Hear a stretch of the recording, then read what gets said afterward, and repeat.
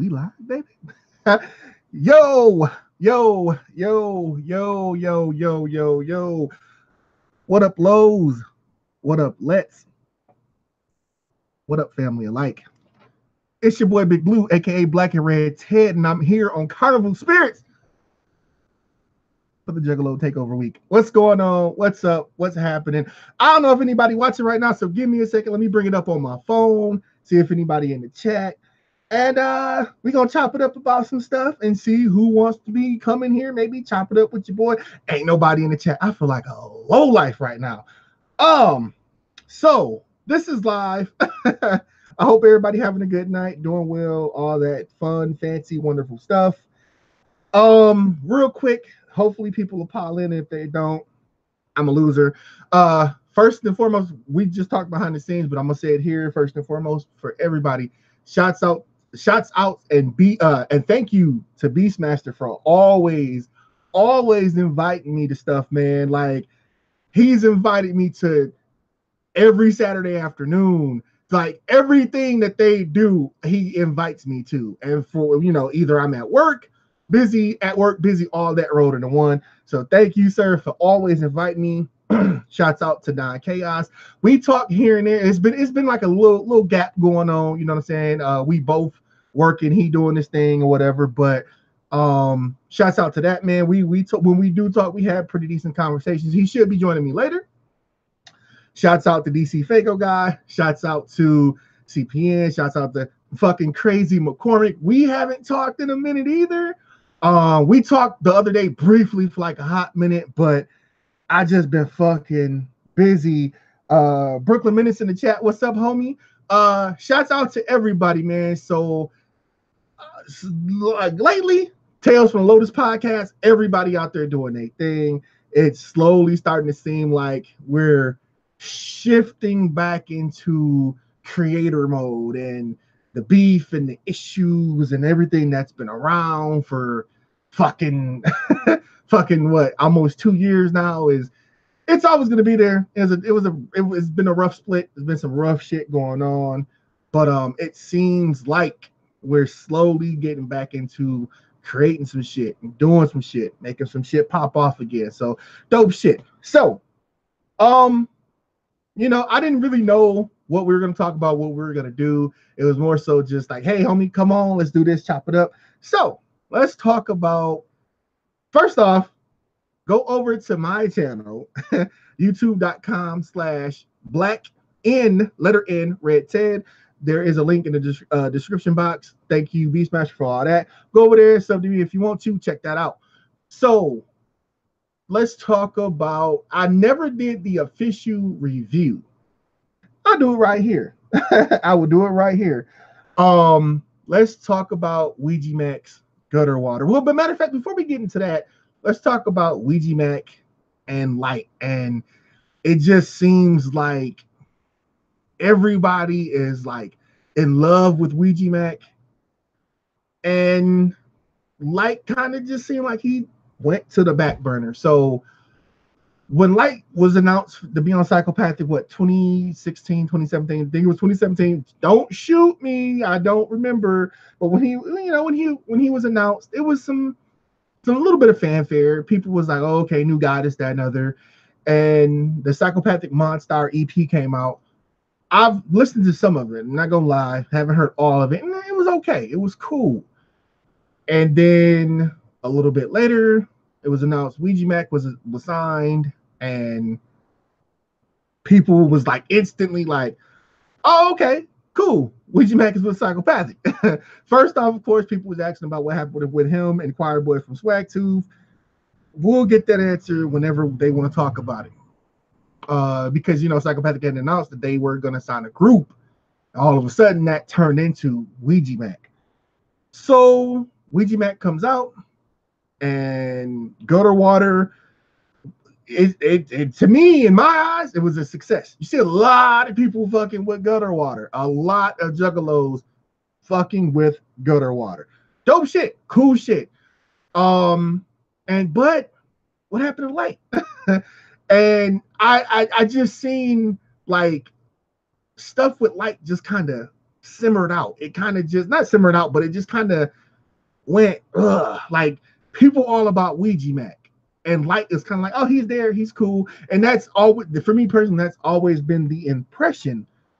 Ouija is this in-your-face being. He got the tats and the hair and the fangs, and he just I don't know, he's just this embodiment of new school Juggalo, I guess you could say, where Light is more so just dope. I like Light. He's from my hometown. I like Light, but Light is more just like, he's cool. He's here. He can rap fast. That's that. I hope I'm not dissing Light. That's just how I see it. And so you just see all these people just gravitating towards Ouija and just in love with him and bumping Gutter Water and watching the videos. Like this dude, whether I like it or not, he's doing like a video for every single song on the album. You go check the numbers of these videos on the YouTube channels, and these videos is doing numbers. I'm like, yo, people really fucking with Ouija. And I think the only video, if I'm mistaken, I'm sorry, I think the only video that's actually on Psychopathic Records YouTube channel is Ghost. I think. And Choker. But everything else is on what's that channel? Trash something, I think, something like that. I don't know. But a lot of his videos is on that channel. And these videos is doing numbers over there. I'm like, yo, like, so is it Juggalos watching it? Just watching it and pushing the numbers up? Is it people that are fans of that channel watching it, pushing it up? Is it a combination of both? Which that's what I think it is. I don't know. But whether you like all the videos he's doing or not, his videos is doing numbers out here. So just seeing that Ouija was actually, I don't know if I don't know if he performed at Halloween or not. I know he was on the bill. I don't know if he performed. I wasn't there, but seeing he was there to perform and like, or was invited to perform or whatever. I don't know.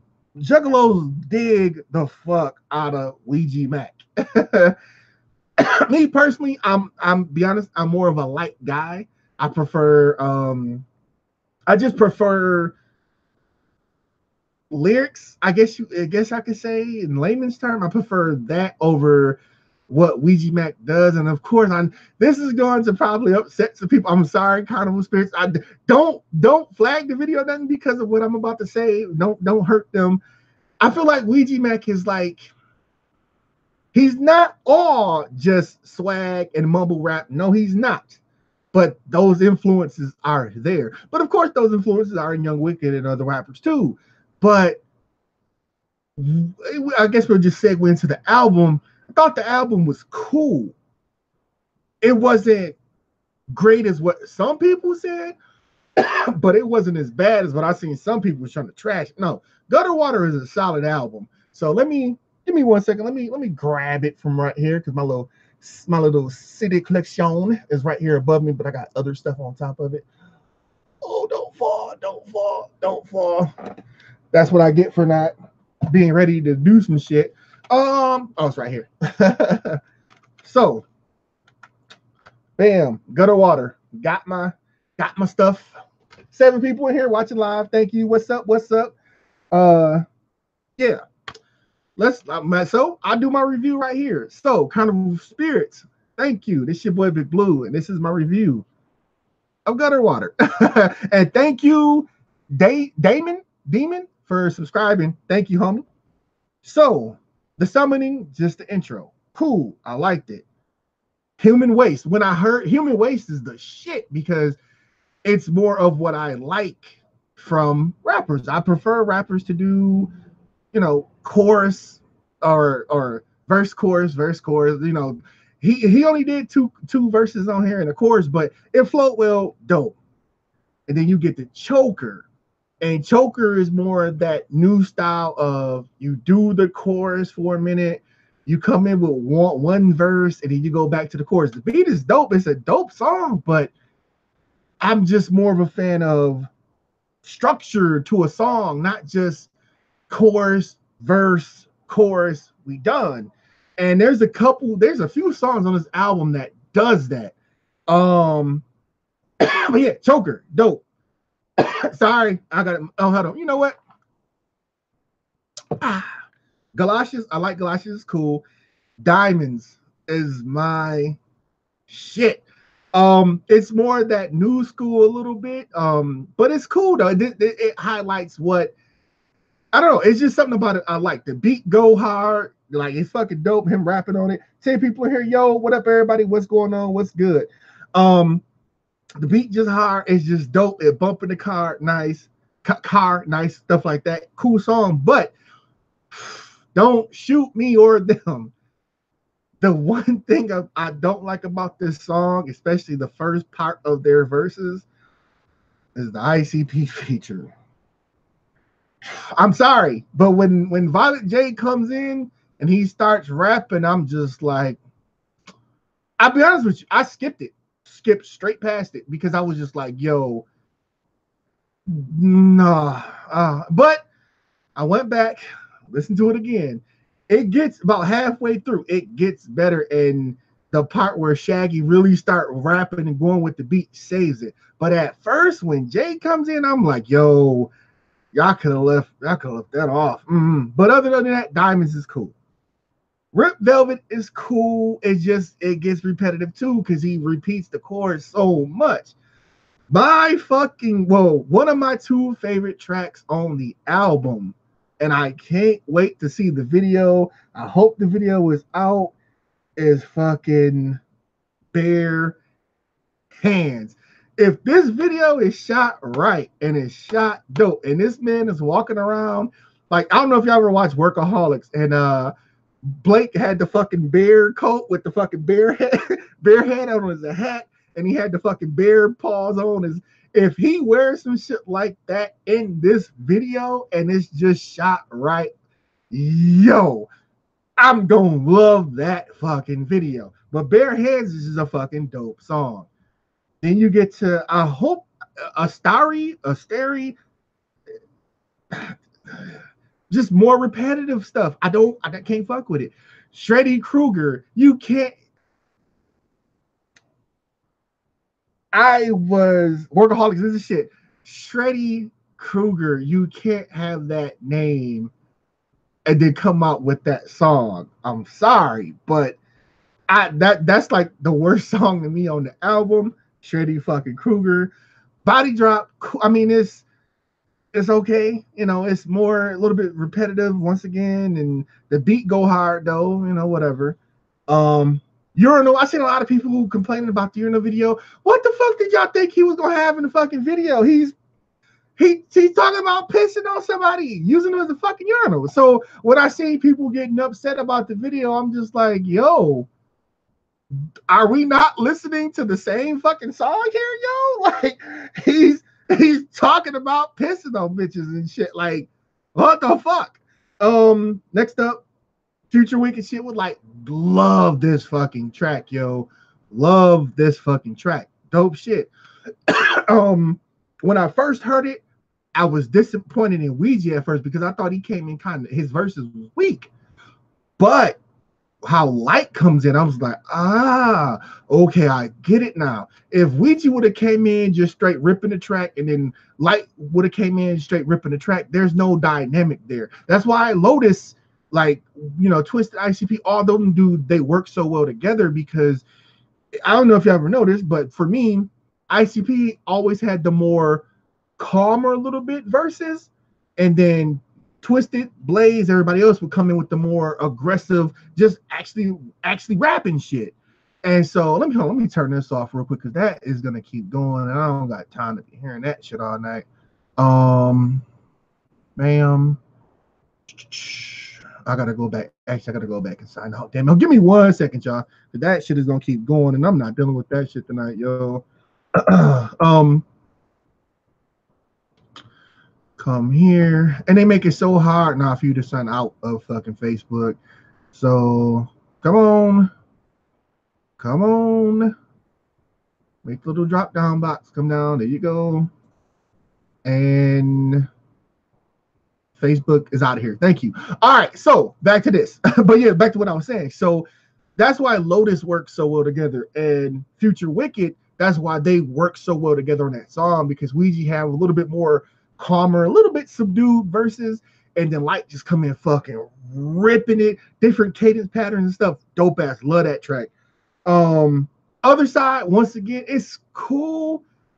They're like, it's one of them songs like I'm 50-50 with it, like, because parts of it he's killing it, whatever, then it just gets repetitive, and I'm like, yo, come on. Kill a Whole Tribe, fucking love it. Bump that shit every fucking morning on my way to work because I be wanting to fucking kill a hoe. That's just how, hey, when you working so much, you gotta have some release before you go in. When I ain't gonna say all that. Sorry. I ain't gonna go too far.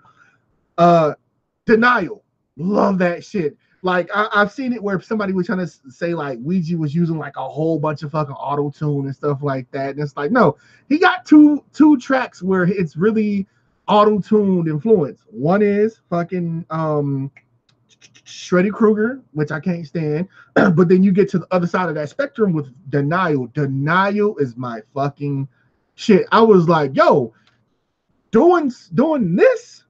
This is my shit. Denial is the fucking truth. And then On Everything, of course, that's the fucking anthem right there. Like, just a dope ass track. So overall, the album really did grow on me.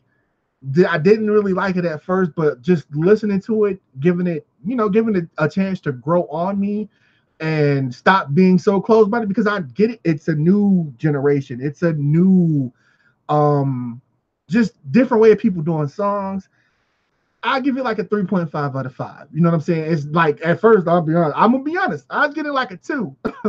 But giving it time to grow and taking it for what it is, not what I want it to be, he's like a 3.5 out of 5. Solid album.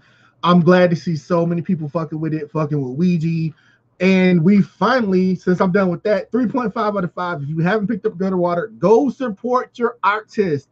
Before I even get to Water Damage, and that was being announced, the number one thing you can do for any of these artists out here, whether you rock with Psychopathic or M&E or whoever, buy an album, yo. Like most of this shit is $10. You can drop, I'm not, you know what I'm saying? I'm not saying go out and buy every fucking thing, but if it's somebody that you fuck with, if you fuck with Ouija, drop $10. If you fuck with ICP, drop $10. If you fuck with Twisted, drop $10. Whoever you fuck with, drop them $10, yo. Support your artist. You know what I'm saying? Like, Psychopathic has been a thing now for 25 plus years. Support them. You know what I'm saying? M&E, while the record label is still new, you have artists that have been around for a minute, and whether you like it or not, they're trying to break in new artists. If you liking them, support the artist. Go stream it. Go help them out. That's all I can say. So it's a lot of people in the chat. 13 people watching. Yo, what's up, everybody? So now that this is out the way, let's talk about Water Damage. So I mean, it ain't too much to talk about. December 21st, it'll be out. Go support your artist. Pick it up. When I first seen that was coming out at the Gathering, I was just like, I don't know if I'm, now listening to Gutter Water more, I'm like, yeah, I'm getting Gutter Water Water Damage day one. So definitely. What else we gonna talk about since I've been on here rambling? First off, what's up with everybody in the chat? I see on there popping, talking and all that good stuff. Yeah. So anyway, the next thing we'll talk about is the beef, the issue, the split that happened between, ICP and Twisted and stuff like that. I was telling BstMstR before we came on, I did a video. And because somebody had asked me, like, because I haven't really talked about it so much, because I was just beefed out. I was over it, but I was especially over seeing juggalos go at it and talking shit to each other and just being petty and just you, like this whole little kid stuff. You like those guys, so I can't talk to you, or you like those guys, so we can't be friends. And it's like, do you hear Do you hear how much of a child you sound? Like when CPN told the story about a chick that lost her boyfriend because of a split between people that they will probably never know on a personal level. I was like, yo, this is too much for me. I can't do this no more, yo. Like I'm seeing people just lose friendships and relationships over people that, you know what I'm saying, whether I was supporting like ICP and Twisted or whatever. I don't know none of these guys personally. I've never broken bread with them. I've never had drinks with them. I've never hung out with them. I don't know them personally. You know what I'm saying? And I get it. Everybody, we've been rocking with this shit for so long that of course the split fucking sucks. But just because they split didn't mean we had to, but it happened. So every time you go online and you see somebody post a positive article about either side, and you go to the comment section and it's just toxic, it's just fuckery. I'm like, yep, don't want to do this no more. No matter what. It could have been fucking Jamie Madrox jumped out of fucking burning building with 2 kids in his arms trying to save his life, and somebody be in the fucking comment section, Juggalo, he could have, why'd he have to save him? What the fuck? And then you have somebody come in there fucking like, what the fuck you hating on this man for? He saved 2 kids' life. Fuck you for supporting them. And vice versa. Fucking Violent J could have fucking knocked over a fucking semi off of a fucking baby who got ran over and saved his life. Violent J swear he fucking something big. He's fucking ran psychopathic into the ground. It's like, yo, can we fucking chill out for a minute? Can we just chill? So that was another reason why I just stepped away for so long, because I was beefed out. I just was beefed out, especially seeing Juggalos, the fan base really just clawing at each other. So this is where I'm at now with this whole split, the beef, the issue. Me personally, I don't, not the fact that I don't care. I just know that I support Psychopathic and I support M&E. I know people, a lot of people that probably watching this channel, they're not gonna like that. They're not gonna be happy with that. But that's me personally, like, because I support both. You know what I'm saying? Let's start with Twisted and the shit that they say sometimes, especially Monoxide. Does Monoxide say shit that pisses people off? Yes. No denying it, no hiding it. You can't hide from that. He says shit sometimes that pisses people off. At the same time, if people weren't watching him, the shit wouldn't bother you so much, because we know that everybody has their ideas and their opinions and whatever. And this is me put, I have to take myself out of it, because I'm the type of person, if I don't like what somebody says or does or whatever, I don't fuck with them. I don't watch their videos, I don't buy their music, I just don't fuck with them. And that's me, though. I know everybody else isn't gonna react like that. Now, with that being said, is there some things that I feel like he says that people kind of blow out of proportion, and they're just looking for the next thing to argue at him about, or make this is why Monoxide doesn't fucking support Juggalos, or he doesn't like Juggalos. Yes, I do feel like that happens sometimes. At the same time, sometimes I feel like he just puts his foot in his mouth, and he doesn't know. He needs to kind of humble himself sometimes. I feel like me personally, I don't know for sure if they're having success or not. Me personally, I think they are, because they putting out consistent shit, and a lot of it hits Billboard. They're doing something right, you know what I'm saying? And I just feel like sometimes he just gets the big head. Like he doesn't come out flat out and say it, but I feel like sometimes he just like, yeah, this is what we're doing over here. He just goes out and starts popping this shit. Bruh, chill out sometimes. Relax sometimes. Calm down sometimes. It's cool just to come on live Just chop it up with your people, smoke and whatever. Like I like the fact that he does the brunch and bakes or whatever the fuck he calls them now. Because like lately it's been like late at night. I like that shit. I wish ICP, even if they did it once a month, they would just come on live and just kick it with the fans. I think that's why people fuck with Monoxide on that level, is he does it damn near every day. I like that shit. He's interactive. Whether you take away whether he's saying something you like or not, I like the fact that he's able to just sit down, prop up his phone, and he fucking talks to the fan base. That's cool shit. I wish Jay or Shaggy or whoever would just shit once a week, once every couple weeks, once a month. Just, what's up, Juggalos? It's Jay. What's happening? Just wrap it up with the fans. I like that.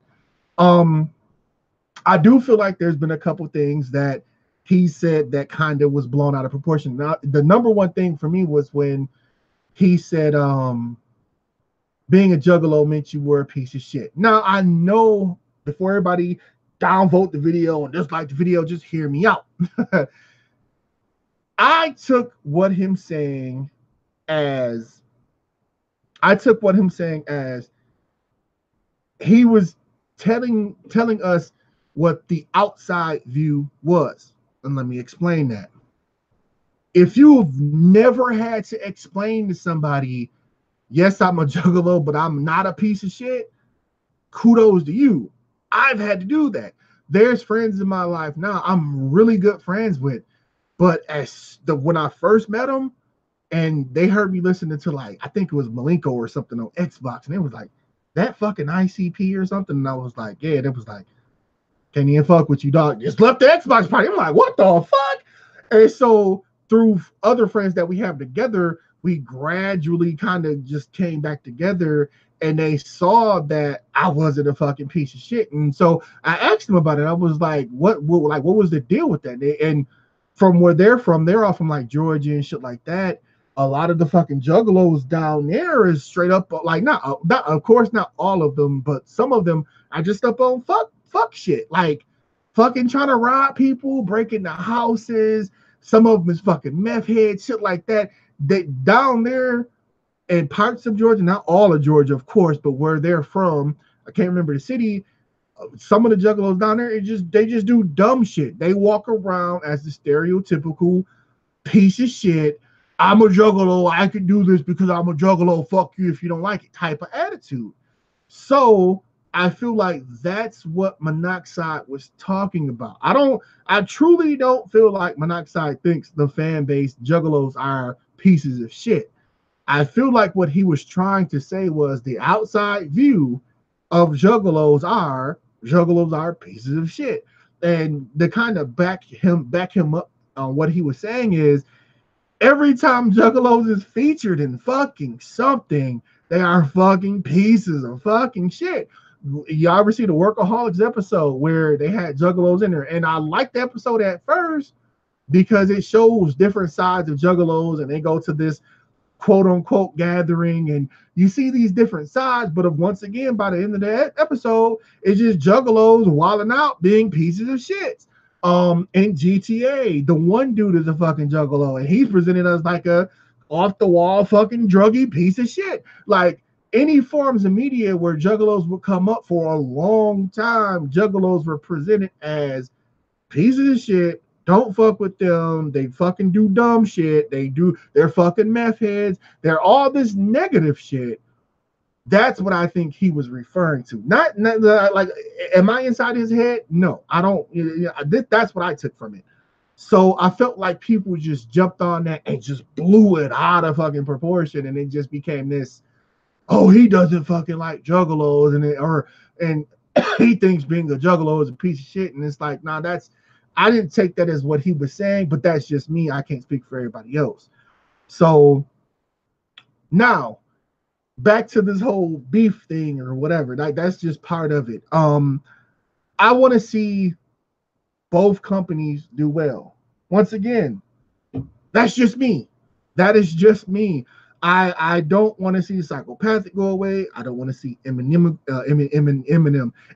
go away.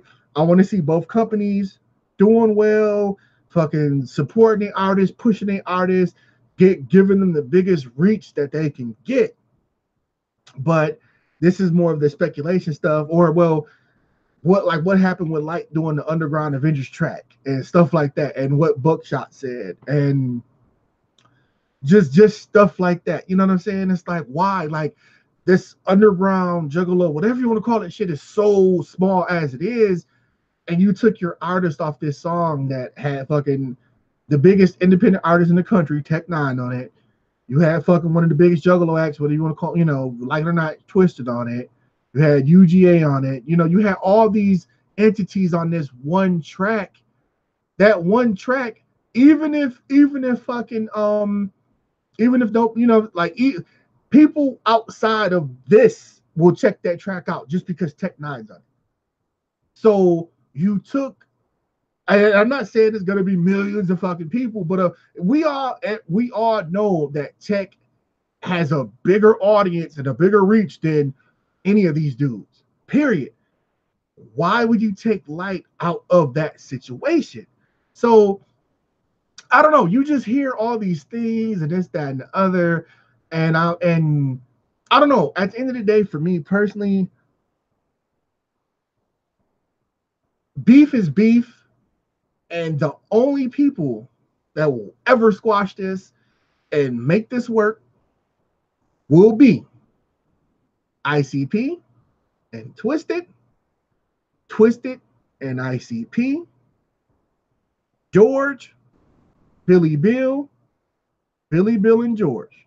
Those 6 people are going to have to sit down one day, hopefully, and they're going to have to talk about this. If they really truly want to make amends and make it all work, those 6 people are going to have to talk about this, especially ICP and Twisted.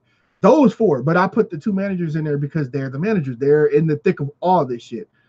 Those 4 to 6 people are going to have to talk about all this and kill it completely. If we ever want to see a Lotus again, or another Tales from the Hood, or Tales from the Wizard of the Hood set, or whatever, just them doing a track together, period, those people are going to be the one that squash all this. And knowing that, you know what I'm saying? Knowing that I don't have control over what none of those guys do, I just do fucking me, yo. I just sit back, chill, and I just let shit be. I'm not going to be online beefing with nobody. I'm not going to be on here arguing with nobody. I'm not going to be fighting with nobody. I'm just doing me now. You know what I'm saying? Me personally, I done got some decent music out from M&E, shit that I listen to every day. I'm listening to Gutter Water every day. I'm listening to Fuck the Fuck Off Motherfucker every day. We've been getting some good music, and that's where I'm at. I don't want to be online no more, fighting, arguing, getting my point across, trying to bash somebody else's point. All that, I don't care about none of that no more. I never really wanted to do that to begin with.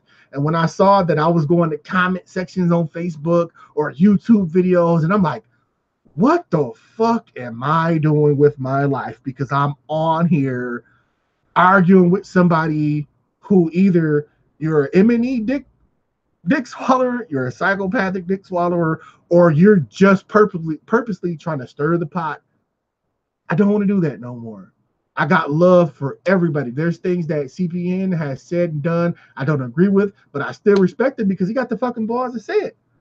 There's things that Chuck says and do, or especially says, that I don't agree with, but he got the fucking balls to say it. And I love that shit. You know what I'm saying? There's shit that probably everybody doesn't say it, that I don't agree with, but I still fuck with them. I still got love for them. I still respect them because they got the balls to say it. And hopefully one day people could just sit down and just fucking talk about this shit. So, and the one thing that gave me hope for that, kind of segue into some other stuff I want to talk about, is CPN and Chuck did kind of like a prequel to part 3 on Chuck's show, like early this week or last week or whatever. And when he got CPN on Skype on his show, I was just like, yep, here we fucking go. Shit about to just go left, because you see how he did Big Will. I'm like, yep, the same thing about to just repeat. A lot of arguing back and forth. It's not. It's just this arguing. But to my surprise, and like a lot of other people's, it was a dope ass fucking conversation. It was a dope ass fucking conversation. I was like, yo, people can just fucking chill out and just fucking be like, yo, fam, let's talk. Yo, fam, what's up? What's happening? Let's talk about some shit. If those two, after everything that has happened, can sit and talk and just chop it up, and it went on for like an hour, I think. Anybody fucking can. All people got to do is just chill the fuck out, come down off your fucking high horse or your little step stool, and just talk to somebody, yo. I'm not saying you don't have to agree on everything. What up, DonChaos? You don't have to agree on everything. You don't have to fucking like what everybody says. Just be able to talk and have a conversation. Yo, what's up, bro? What up?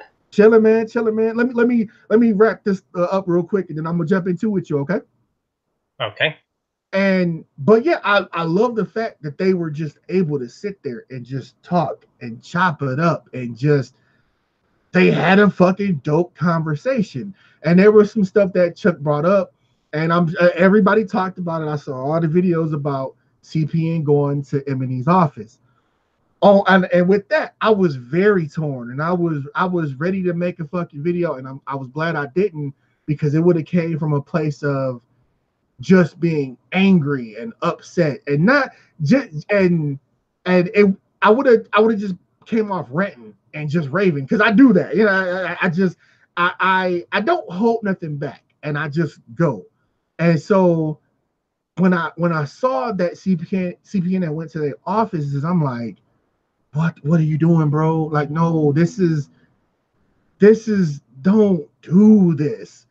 And of course, he's not telling people to do it or trying to influence people to do stuff like that, but his audience is like the biggest in the Juggalo world.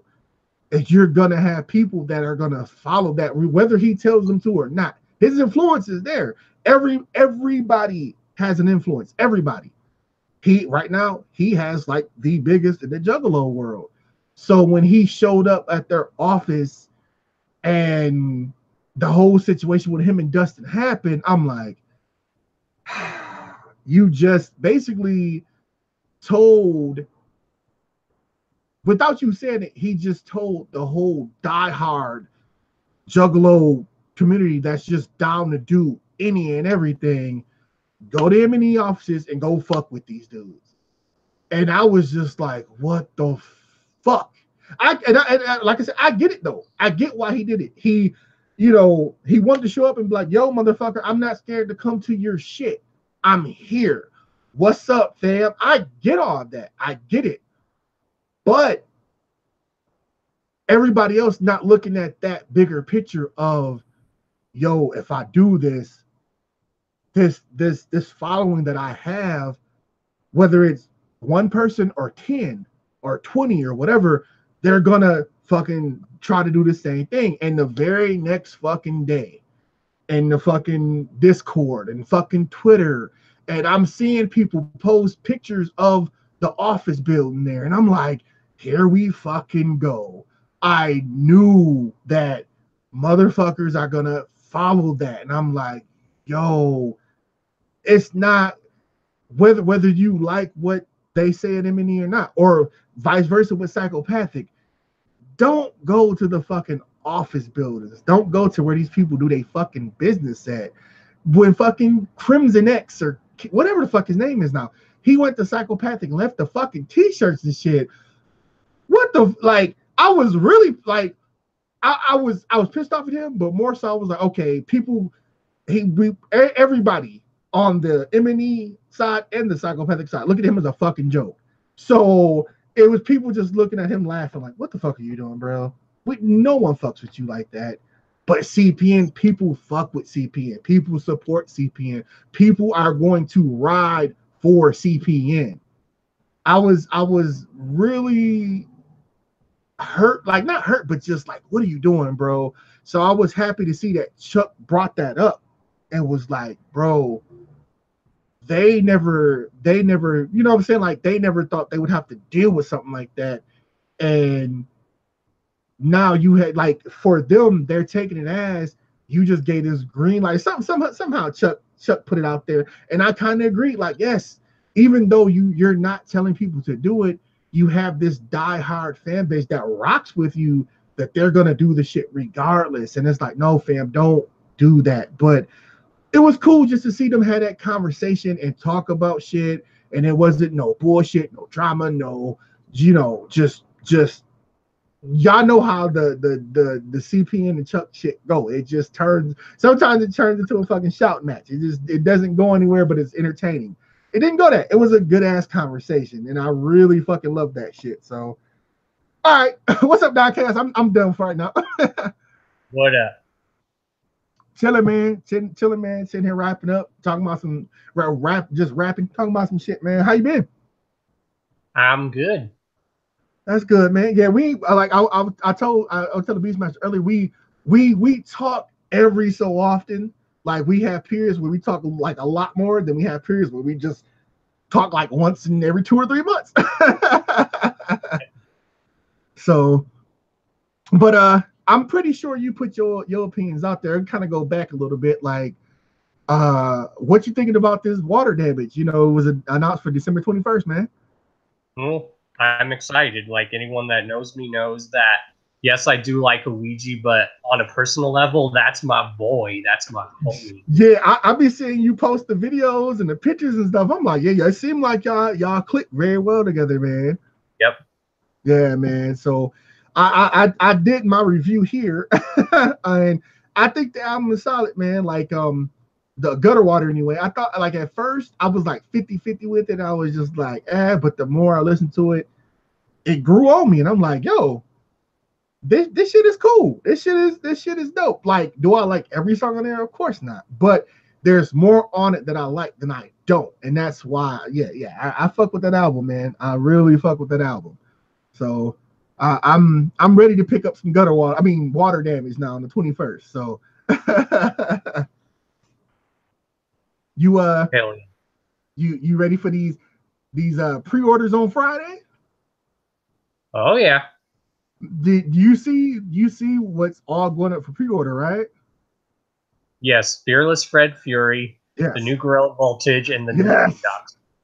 Bruh, when I kept seeing that Gorilla Voltage was about to drop a new album and I was like, okay, cool. When I saw that the pre-orders go up Friday, I was like, yes. Yo, what up, Panic? Yo, what up, dude? Chilling, man. But yeah, I fuck with Gorilla Voltage, dog. Like Apex is my shit. I got the little EP that they put out on the tour that they did with Blaze, and I dig the fuck out them 4 songs. And then I got the Lost Tapes album. That shit is fire too. I'm like, yo, so just getting some new GV. I'm like, yeah, bro, I fucks with this shit, man. I really fuck with these dudes, man. Just different, like they just so different. But yeah, I fuck with them. So, how you been, man? Pretty good. Just hanging out. Not much going on. What you ready for these pre-orders on Friday, man? There's a lot coming out, man. Bro, I don't know if I'll be able to order them at that time, but I'm definitely can't wait. I was telling BstMstR before we came on the air. I'm ready for some new fucking ICP, dog. Like, yeah, I think that was more so why I was disappointed with them pushing the album back the way they did. I just want some new fucking ICP, dog. Like, I'm just ready now. I'm just ready for some new Wicked Clown shit, dog. And Friday, we supposed to be getting a video, right? No, I don't think it's a video, but I think it's a single. Okay. Still, it's Hoodoo. You might be thinking of Hoodoo got a new video coming out. Really? Yeah. Like for what song? He got an album coming out or something? I believe it's an older song. I just remember on Instagram, him saying that he got a new video coming out. He didn't state what it was though. What? the fuck? I wonder is it gonna be one of the songs off of Asylum? Asylum's my shit. I listen to that shit like at least once a week now. Yeah. Shit, man. Dope. Yeah. I felt like so many people slept on that album, man. But Agreed. fucking hold on. I gotta get this shit. Hold up. What up, motherfuckers? There's I'm a back. picture of him like sitting on. What's up, DJ? I had to jump in here because all of a sudden I had an idea that maybe Big Hoodoo's video is a track off of Water Damage that he's doing with Ouija Mac. Because if you've seen Big Hoodoo on Water Damage, you know. Oh, really? See, I've been out the loop. Like I didn't know that they were doing a track together, and it's gonna be on Water Damage. So that'd be some dope shit. Definitely. But what I want to know is, was Light supposed to be on Water Damage? Because his name is not listed on there anymore. Really? Well, when you read it, it says featuring these artists and more to be announced. I know, but what I'm asking is, was his name announced previously? Because I know they announced Big Hoodoo previously. No, there wasn't. Okay. I guess the reason I thought that is because the fans like to pair Light and Ouija together. They're like, oh, it's the two new kids on the block. Like, you know, they're so cute. Let's make them be little riders together. And see, I don't. If they do a little riders, keep it for down the road. Not yet. Like both of these dudes is new.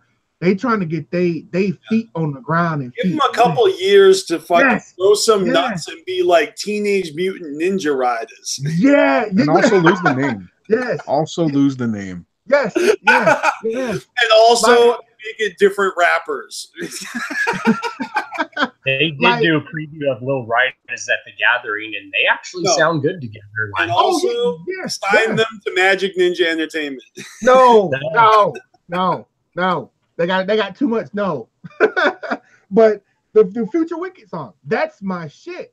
And it's like just give them a couple years, let them get their feet wet a little bit more, let them hit the ground, just start running more, and then boom, here go whatever you want to call it, Little Riders or whatever. Just not so quick. Let them just grow right now by themselves. Let them just grow that way first. So, you know, I don't know. I'm just worried that that Light is pulling a Blase Rose. He just gave us an EP, and we got the EP had 3 versions: red, green, and blue, and he's leaving us with the blue balls. You know? Yeah, I was gonna touch on that. Yeah, give me 1 second, fellas.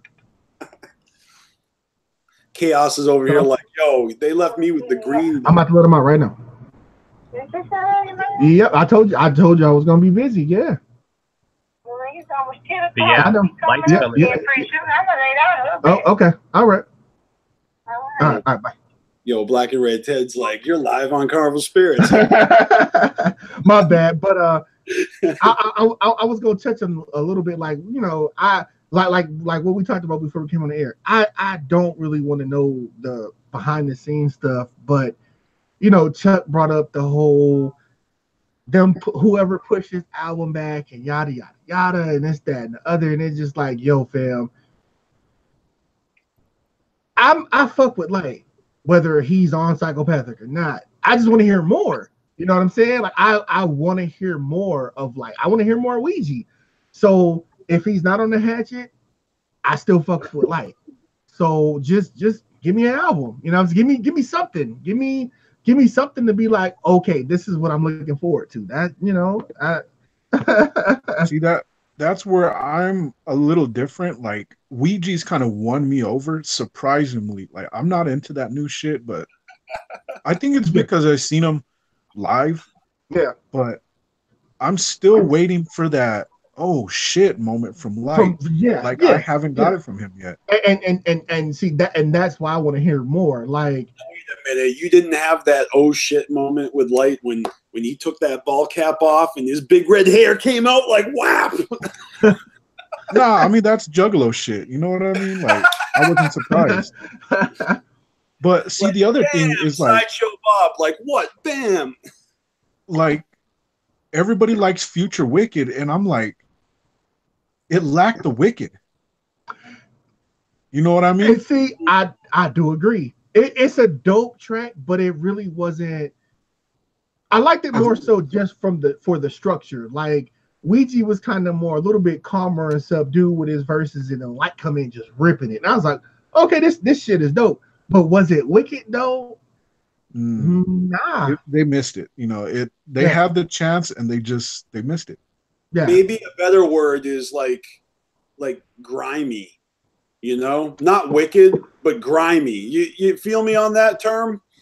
And honestly, Guerrilla Voltage, they're they don't really do wicked shit, but it's just this grimy. Just they're choppers though. They can spit. And Light, he can spit. Maybe that's the curse. That's the curse of spitters. Is they're kind of they're really talented at what they do, but they need good people around them. They need beats. They need management. They need a tour. They need Band-Aids. They need their weed man. But I'm just saying, as opposed to musical geniuses, people that play every instrument and multitask and they run companies. You know what I mean? There's a difference between your average fucking rapper who's talented and a fucking businessman. You know? I agree. I do agree. I just want to hear more. I just definitely want to hear more from everybody, man. Like, I feel like the beef and the split has kind of overshadowed so much decent. I'm not going to. Everything's not great, of course, but we've been getting a decent amount of good music lately, and just the split and the beef is overshadowing everything. Like, if somebody said it Ouija Man, oh, you like the fucking mumble rapper, fuck you, blah blah blah, and it's like, bruh, did you hear the album though? It's cool. Oh, you like Guerrilla Voltage, fuck you, but the album is solid though. Go check it out. I don't know. Mr. Diamond said that, I'm reading his comment. He says the point of Future Wicked wasn't supposed to be wicked. They're just saying they're the future of this shit, which I feel like the sentiment is appropriate, for them in their position to be calling that shot. But I'm just going to say, as a 40-year-old juggalo that's kind of seen it all come and go, I would rather see, I want to see the proof of that, So it's all right, you're the future of this shit. Well, come holler at us 8 albums later. You know what I mean? Exactly. Label. Yeah. After doing the tours and after doing you know what I mean? Let's see that growth, kid. Yeah, that goes back to people talking about. I've been seeing it a lot lately. X is the future of the wicked shit, and it's pump your brakes. Yeah, exactly. I like the album. I ain't gonna hold you up. I like the album, but pump the brakes. They sold a lot of albums. Done deal. They're the best. It's all about numbers until you don't got them. Then it's about the art. Right, yeah, and it's I listen to that album every I get into this mode where there's one album I listen to every day, and then between that album I pump in different stuff. I listen to that X album every day. I really like it. Pump your brakes though. They put out a solid album. Let's not start calling them the future of nothing yet though, because this time next year. Dude, you just said you listen to their album every day. Mm-hmm. So if that's the truth, that still doesn't guarantee they're the future of shit, because that's what I'm saying. Right. That's what I'm saying. When I get a new album, I listen to it every day when it's new. Right. That's like a ritual. I actually put my new CD in my car. It doesn't leave the car CD player until I get a new CD. Right. And that's what I'm saying. Just because I'm listening to it every day right now, in a year, they could just be a fucking blip. Oh, this time last year they was here. Where the fuck they at now? That's with a lot of these fucking artists. Let's pump the brakes with the future of this, the future of that, and it's they putting out cool shit. They putting out decent shit. Let's give them some time though. You know what I'm saying? Like, I like those tricky moves where Psychopathic's like, here's Legs Diamond in the purple gang. We're the past of this shit. I understood. I understood what they're saying. We're like, okay, we're the future. We're coming up. And I hate to put it like this, but it's like, look, we're old school. You got to prove to us. You got to prove it. It's a new school thing to be like, oh, we're the future. And they're like, okay, I believe you. Like, that's a new school thing. At the same time, I think the point of the matter is, by the way, what's up, dcfaygoguy? But they missed it. You know, they took their shot and they missed it flat out. No, but here's the thing. Look, today, you have got to be, like, on your social media, like eating your breakfast with your mouth open while you're talking, while you're shooting guns in the sky and pissing on your fucking groupies in order to get attention. You got to wear dresses. You got to do photo shoots with trannies. I mean, I'm saying that you got to do whatever you got to do to get attention, or you're going to be like, hey, where the fuck is he? You see what I'm saying? There's Ouija style, there's light style, which is more like ICP style, where he stays hidden until he's ready to come out with something. Ready to come out and play. Yep. Yeah. Instead of like, I'm in your face every day, like kind of just like, hey, remember me? Don't forget. Like, I don't know. It's a different tactic, you know, to keep your fan base. Like to follow up with that, like how BlacknRedTed was saying, you can see Monoxide every single day on social media. I love the fact that you can't see ICP every day, because look what happens with Monoxide. Every day. He is constantly fucking his own self. Here's the gun, ammo. Yep. And it's like, bruh, I like the fact that he comes on and chops it up. Chill the fuck out sometimes, though. Calm the fuck down sometimes, bro. I mean, to cut you off, panic, but yeah, I agree. He's doing it all for the nookie, okay? So he can get that cookie. But I'm gonna spit my water out, man. Chill out. And drop kick that ass. You know, Fred Durst, his home burned down in the California wildfires, all right? So everybody's tripping about that drop kick from Shaggy when the dude's house legit burned down like a week later. Like, it's not a good year for Fred Durst. Yeah, I think that's why they're getting back in the studio. Dude, Fred Durst is the new member of Dark Lotus. Man, chill out. Man, ow. Y'all know what? I'm glad you said that, TJ. I wish, you know what would be so fucking dope? I mean, of course, it probably ain't gonna, if it ever happened, it's gonna be for like a long time. It would be so fucking dope if fucking ICP, Twisted, Blaze, Mars, and ABK sat down and just did like a fucking, just some type of just a circle jerk. Okay, I don't know, but just sit down and just talk about the first Lotus album or whatever. Just you mean like a commentary track, you talking about like reminiscing? Like reminiscing, like how on the first album, how every song came to be. I mean, ABK really wouldn't have too much to say because he kind of just filled in with the whole situation. He was the dude that like anybody like tea and crackers, okay, and then we're writing an album, sir. Like I just feel like something like that would be so fucking dope. Like it kind of like with them doing the whole Big Ballers at they house this year. You know, you got people that's hating it, but to me, I was this close to buying the fucking ticket, but I'm trying to get the Juggalo Day, so I'm like, you're going to New Orleans? I'm trying my hardest, and I'm like, do I spend $150 just to? I mean, and I want to say it like this, but it's like, do I spend $150 just to go here for a few hours? Do I save that $150, put that with a little bit more money to get a plane ticket and go to New Orleans for a couple of days? That was my dilemma I had that fucking day. I was sitting at work like, click the fucking button. Click it one time, and I'm like, okay, I'll come back an hour. I came back an hour. Tickets are still available. Click the fucking button, and then finally sold out. I was like, okay, I didn't have to click the button. Okay, cool. I guess I'm gonna go to Juggalo Day now. Like, cool shit. But you let that get made for you. that shit.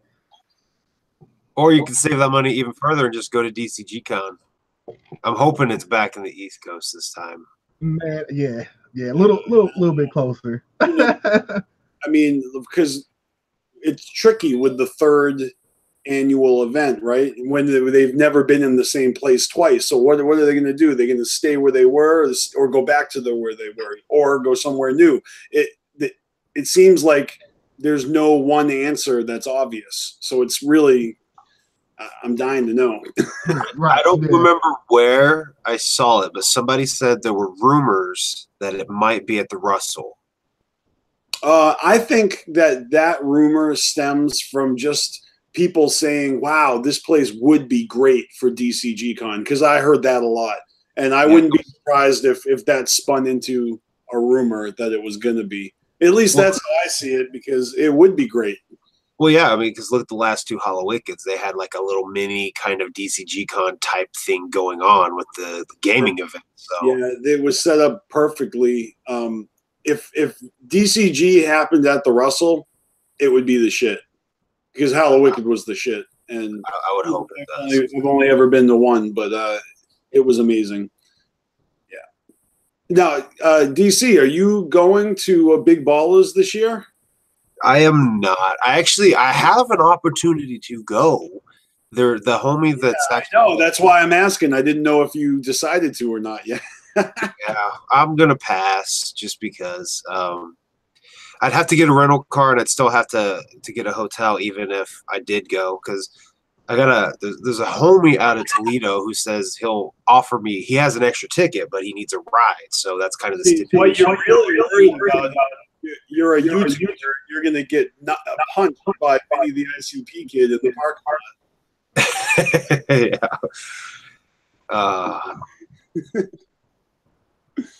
But yeah, I'm hopeful that the DCGCon will be back. Hopefully in Detroit, honestly. I hope it's back in Detroit. Mm-hmm. Yeah, right down the road. I hope, man. I hope. I'm wondering where they're gonna have a gathering at this year too, or next year now. I'm wondering about that too, because it's a lot I'm trying to get done this year, and Juggalo Day and the gathering is like those two things. Those are like, yo, you going to those next year. No ifs, ands, or buts. If you got to fucking struggle and live out your car for a couple of days, that's what I'm going to do. So now I'm left with the fact that Big Ballers and Juggalo Day are the only two events I've never been at, and it's tough because every single thing that gets announced, I feel like, oh, I should go, I want to, I should go to. Right. I got to reject that voice in my head that says, you can't miss that. That's awesome. You can't miss that. When I heard what they were doing for the Christmas out, the Big Ballers Christmas, I'm like, yo, that is fucking awesome. Like, yo, I mean, I don't know. Heard a Howard Stern interview, you know what kind of stories you can get from ICP.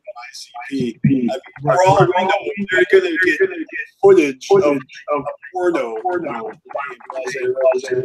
exclusive. It's an echo going on real bad. Yeah, what's going on, man? Who's echoing? Is it DC? Is it Panic? No, I think Panic's muted. Yeah, I know. Did he just mute himself now, though, or is it chaos? It's obviously chaos. It's always chaos. Bring the chaos.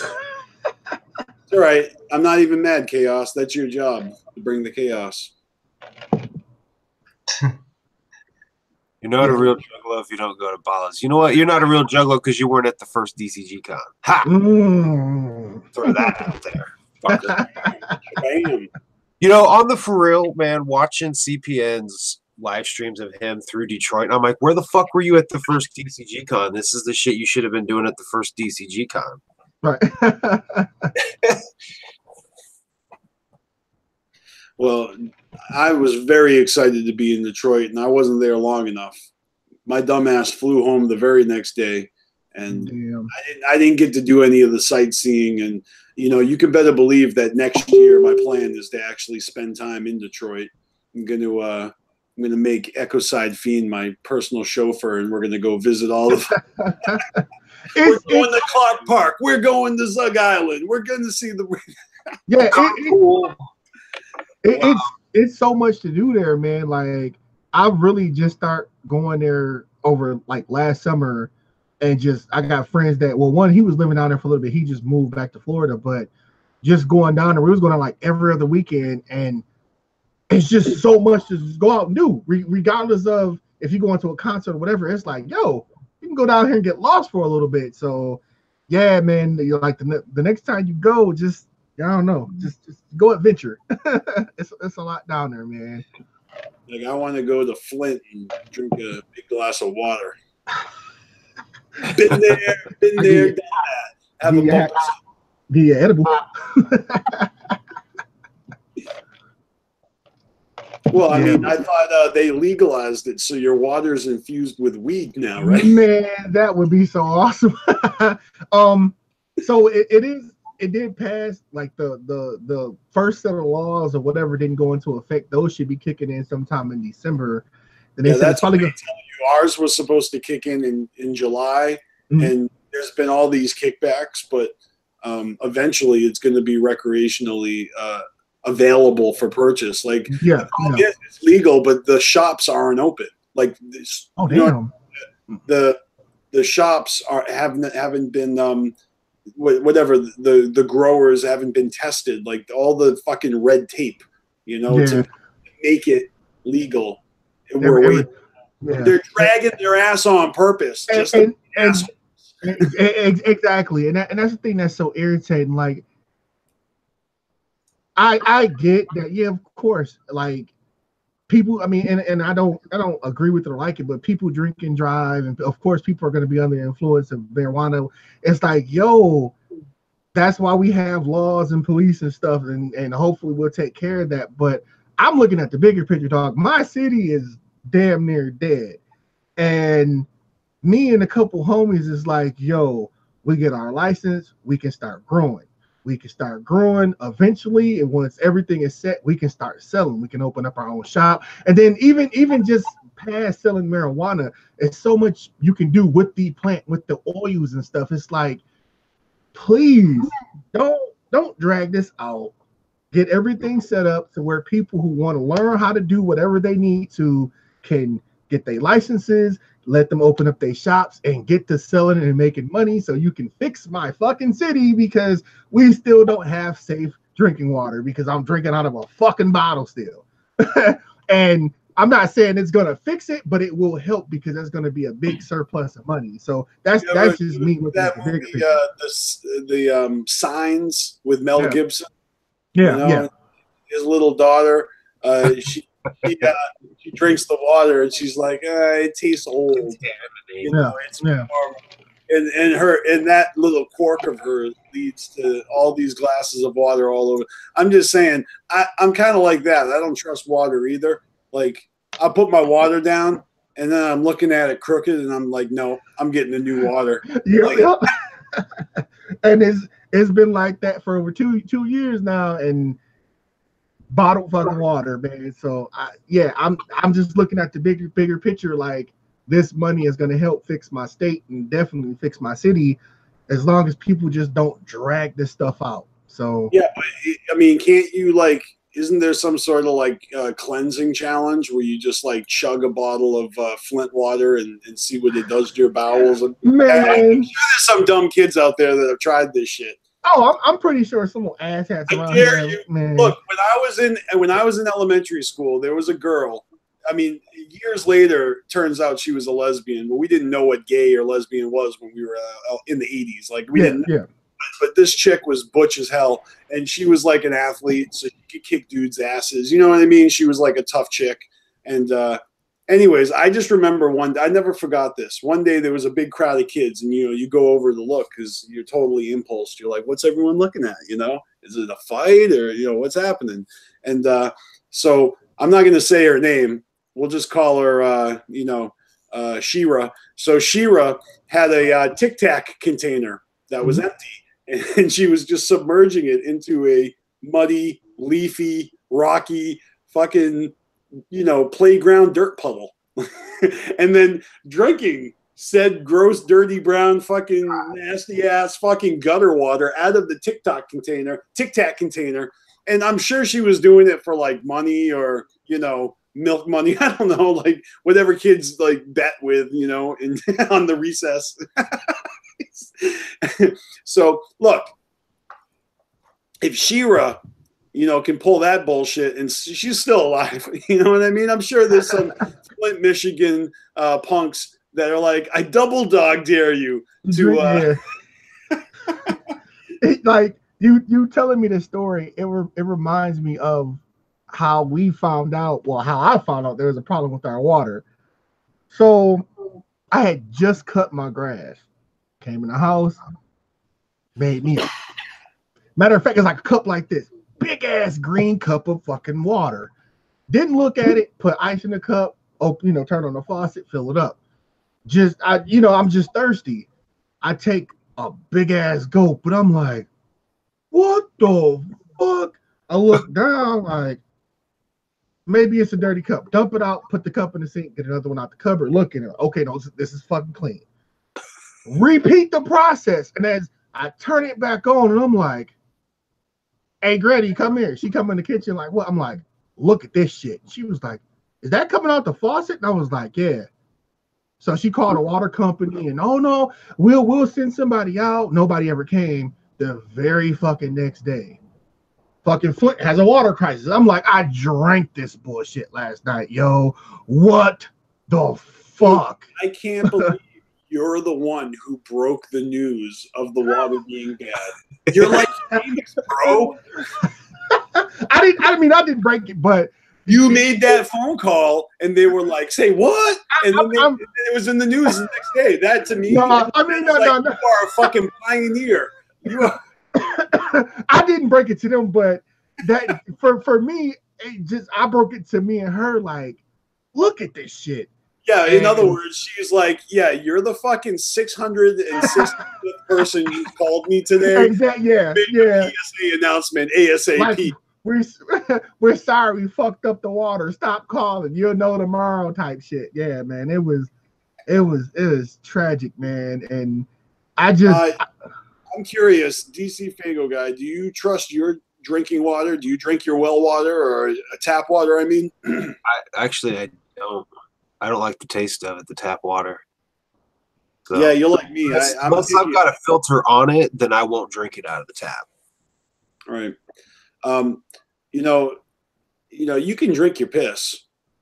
It ain't gonna kill you. Right, but it's not. No, man. Hey, no, don't drink piss, children. Don't. Haven't you ever seen Waterworld where he has that distillery? Yeah, don't drink your piss. Kevin Costner. But give me 1 sec, guys. I gotta go let my cat out of his room. He's been an ass earlier, so give me 1 second. Yeah, somebody earlier in the chat was talking about that R. Kelly spoof, from the Chappelle Show, where he's like pissing on everybody. I think it was because he was talking about water damage, but. I saw they announced the new album release date, and the album cover changed. I'm not a big Ouija fan, but I like the other cover better. Oh yeah, me too. He's got some sort of Japanese, calligraphy fetish, and like the poster. I mean the postcard. I guess my screen's a little too low, but you can see I got it right up here. Box. Yeah, it's like he's like, I made it myself with Microsoft Paint. Okay, cool.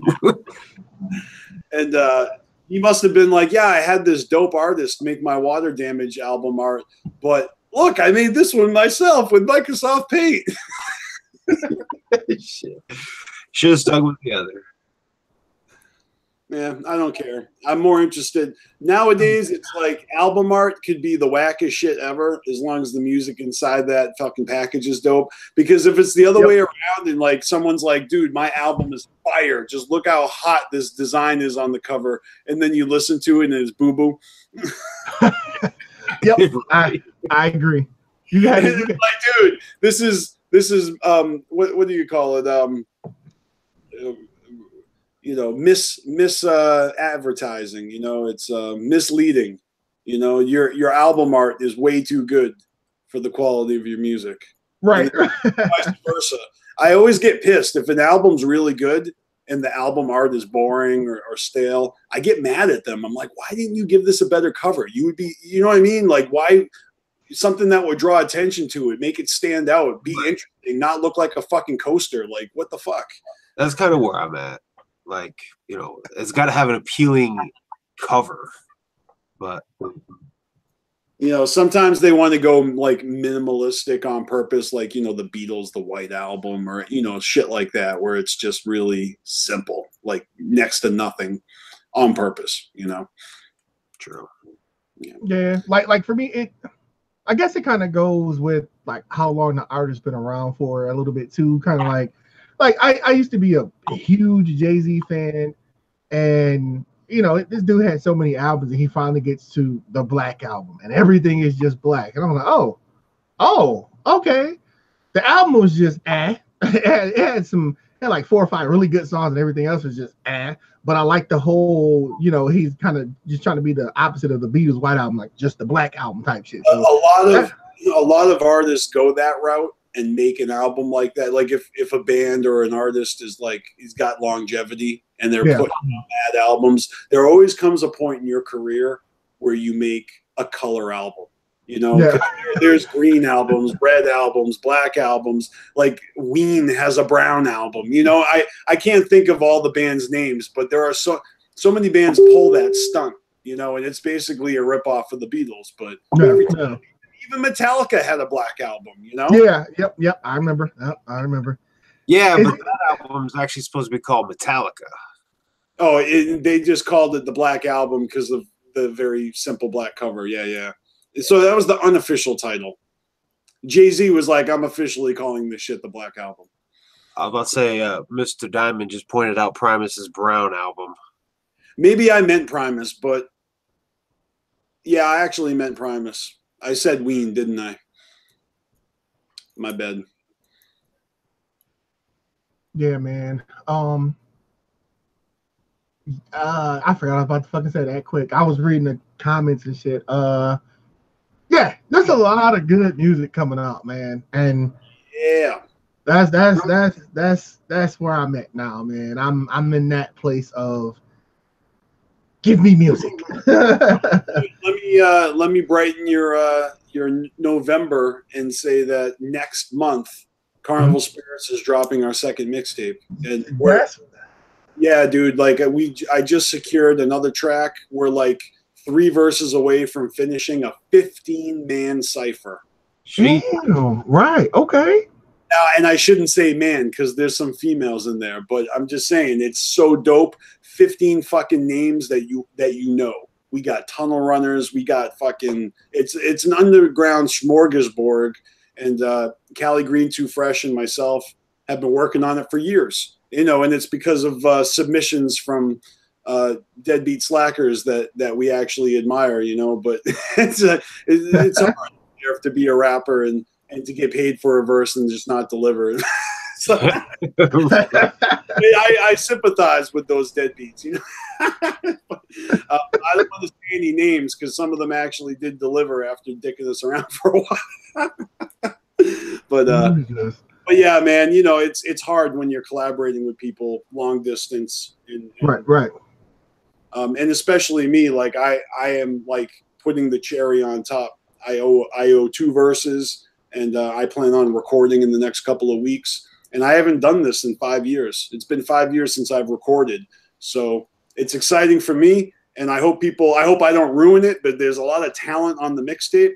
Right. You know, and I'm just going to put the bow on it and make it a Carnival Spirits thing. And and we're gonna release that shit hopefully for Christmas. So that's y'all. I definitely. I got to do just digital, physical, or. Well, I mean, look, when we started this shit, we wanted a physical, but that's not a reality. It'll be a free download. It'll be a stream. You'll find it somewhere to stream it. You know. Yeah. Okay. Yeah. You'll definitely be able to download it. We're gonna make this shit downloadable. You know.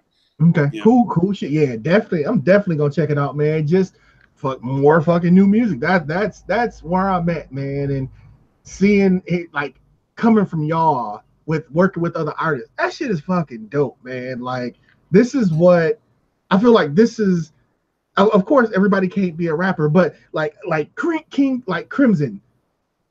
To me, he's fucking mediocre. He's corny, but if he truly makes all those masks and his props and shit, bro, focus on that lane. Go in that direction. Like you could be building your lane that way, getting your shine from that way. Like y'all working with artists, putting out a fucking mixtape. Like it's so much creativity besides just being behind the microphone that everybody could be fucking doing. Scotty Two Balls with his shit that he does with his images and stuff. It's so much creativity that I wish people would like, yo, this is my lane. Focus on that. You know what I'm saying? Like, don't just think you have to be a rapper or you have to be fucking doing whatever. Like, it's a lot more you can do. And it's just cool shit to see people going into those directions, man. So, well, I mean, it's funny you bring up King Crimson in that because I think everyone can be a rapper except him. Oh God, I agree. Like, wait, you mean to tell me there's not a Hot 16 on the mixtape from King Crimson? Look, if there was, we would be floating in it, you know. We'd be on we'd be on Hot Bench, you know. He'd be suing us for the rights. Be like, we didn't even make money off it. He's like, you owe me money. Shit, I think at this rate he'd probably pay you a little bit of money, to be honest. Well, I'm just saying, like, we probably won't hit Dr. Phil again, but maybe we'll get Judge Judy. I don't know. Someone's gonna get fucking sued. All right. Who am I playing? We're going to the Juggalo Night Court, you know, to the fucking to the Family Feud. If King Crimson will show his ass at the gathering, something tells me he would, and he'll take his T-shirts and fucking staple them to the Ferris wheel.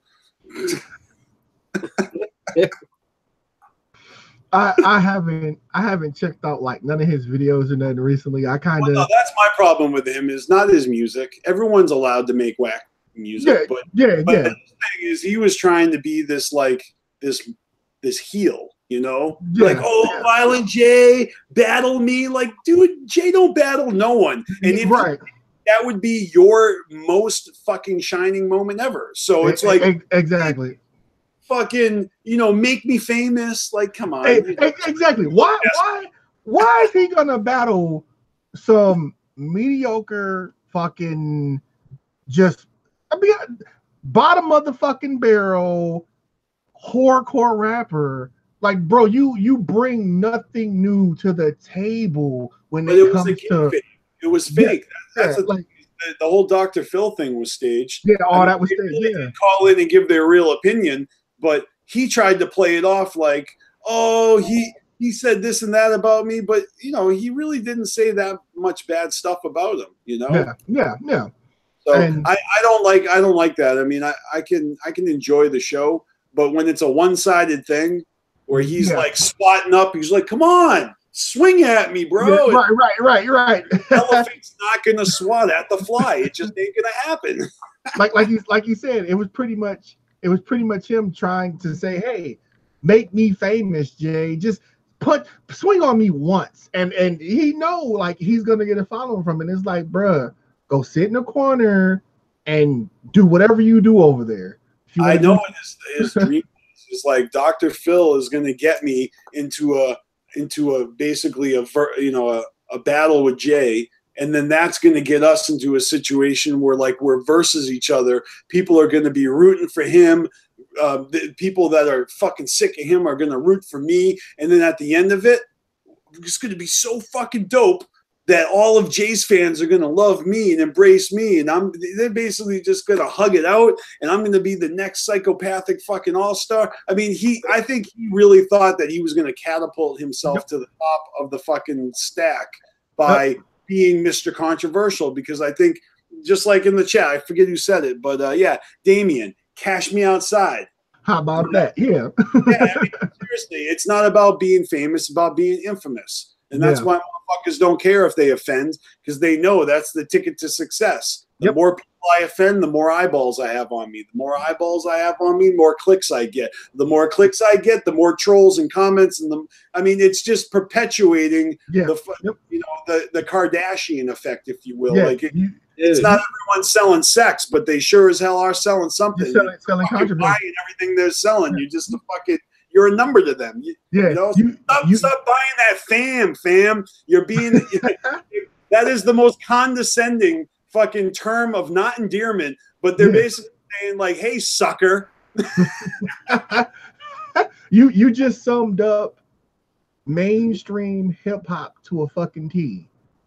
Tekashi 6ix9ine and all these little asshats, like they can make whatever shitty music or whatever they want to, but him, all he does is troll and online, suck my dick and this and that, and it's like he knows what he's doing, you know what I'm saying? And now it's catching up to him, you know what I'm saying? Like there's a good chance that him and his whole little former squad or whatever, they about to all catch life because y'all didn't take the opportunity that was given to you. You was out here making millions, doing shows all across the world, and all you want to do is when you get a chance sit on fucking IG or Facebook or whatever and tell people to suck on your D and troll people, and now you're probably gonna be going to prison for fucking life. Like, and he got popular from just trolling fucking people this whole fucking time, and it's so many more. Low Pump, Lil Xan, all these dudes, like Lil Xan is a little bit different, but all these dudes is just popular now from doing outrageous shit, and it's starting to fucking catch up to a lot of them now. And instead of taking this opportunity, like, wait, I can make millions. Wait, I can go on tour. Wait, I can go across the world, perform, and get paid for doing it. You want to sit online and troll and be negative and all this King Crimson shit, and you paying for it now, bruh. All them dudes is gonna be paying for that shit, man. So all I'm saying is I paid King Crimson for that special seminar course that he was selling for the how to be a successful rapper. Oh God, I forgot about that. I'm still waiting for him to grade my fucking final exam and tell me I'm a good rapper. I forgot he was selling, like trying to sell. What are you selling, bro? Like you are. I don't even like talking about that, man. It's about as laughable as Trump University. Oh, bro, yes. Like, bro, what are you doing? Like, what are you selling to anybody that's gonna like propel them in life, bro? Can I just tell you that I've been rewatching Cheers because I grew up watching that, and I've been watching it on Netflix or whatever. So there's an episode, and it's like near the end of the run, maybe like 88, 89, maybe 88, 89.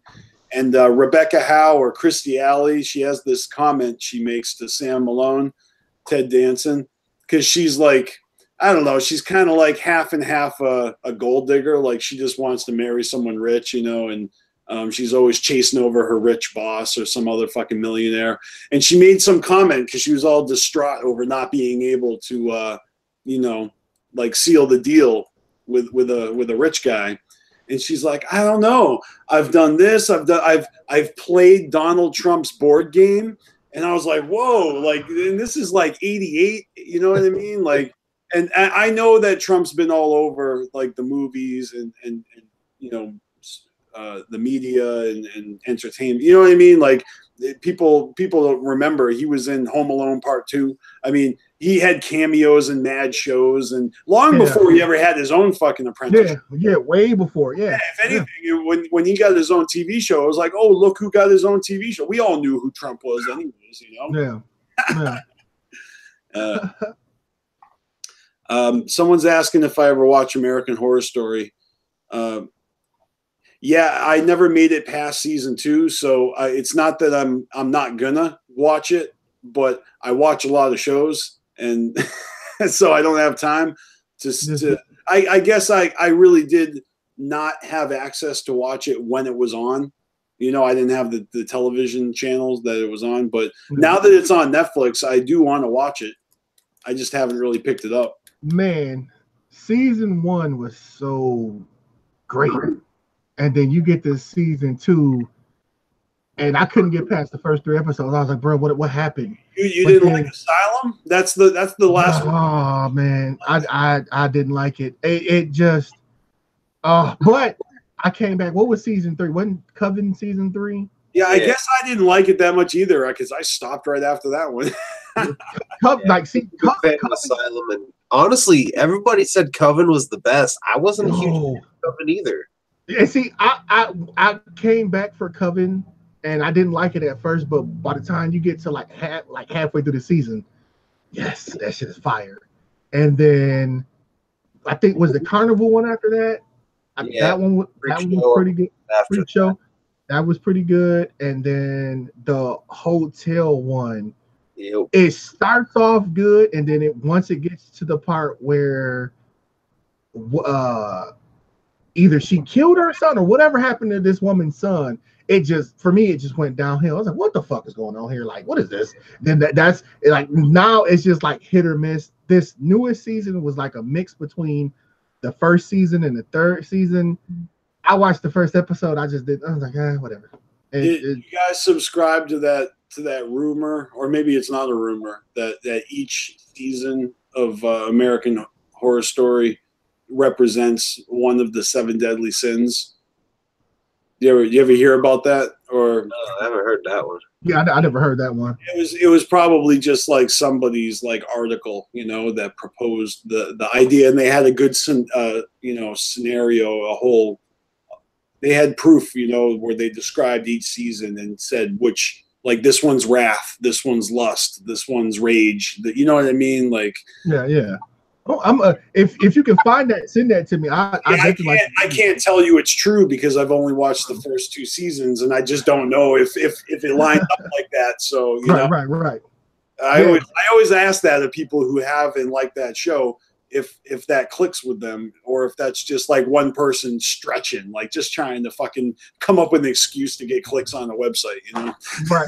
I never thought of it that way, but now that you brought this up, I'm gonna go back and watch them again and shit. You know, I bet if you searched, you know, American Horror Story, 7 Deadly Sins, you'll find this right up.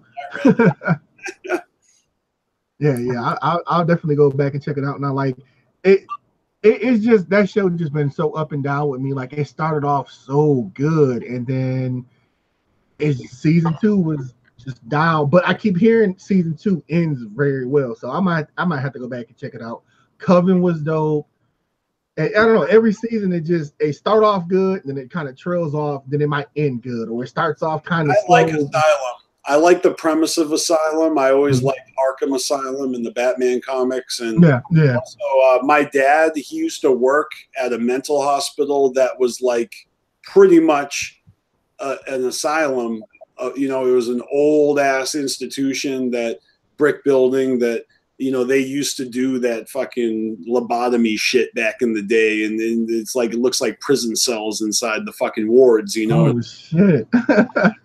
But my dad, he used to work in the church at this mental hospital, and so there was like a lot of people that were just lifers, you know. They were not fit to live on their own, and, you know, crazy people and just people with mental illnesses that were kind of dumped in there, you know. And then of course that hospital shut down, and everybody who was staying there was just like released into the streets, fucking thousands. Oh shit! Right. Yeah. And, you know, my dad had to go find a new job and shit. That shit really happens. and the place is mad haunted. Like he used to bring me there, and when it was all shut down, and it was like the scariest shit I've ever seen in my life. And so shows like the season of Asylum, I really did like it because it gets to me, you know. It kind of evokes the memories, and it's creepy as fuck to me, you know. Whereas season 1, it was just like, ooh, hot fucking French maid is really an old fucking hag. Oh, like, yeah. What is this, The Shining 2.0? Like, when that finally happened and it showed what she really was, I was like, no, you fucking ruined my fantasy. No. it just completely I threw was me getting off. there. I was almost there, and then you ruined it.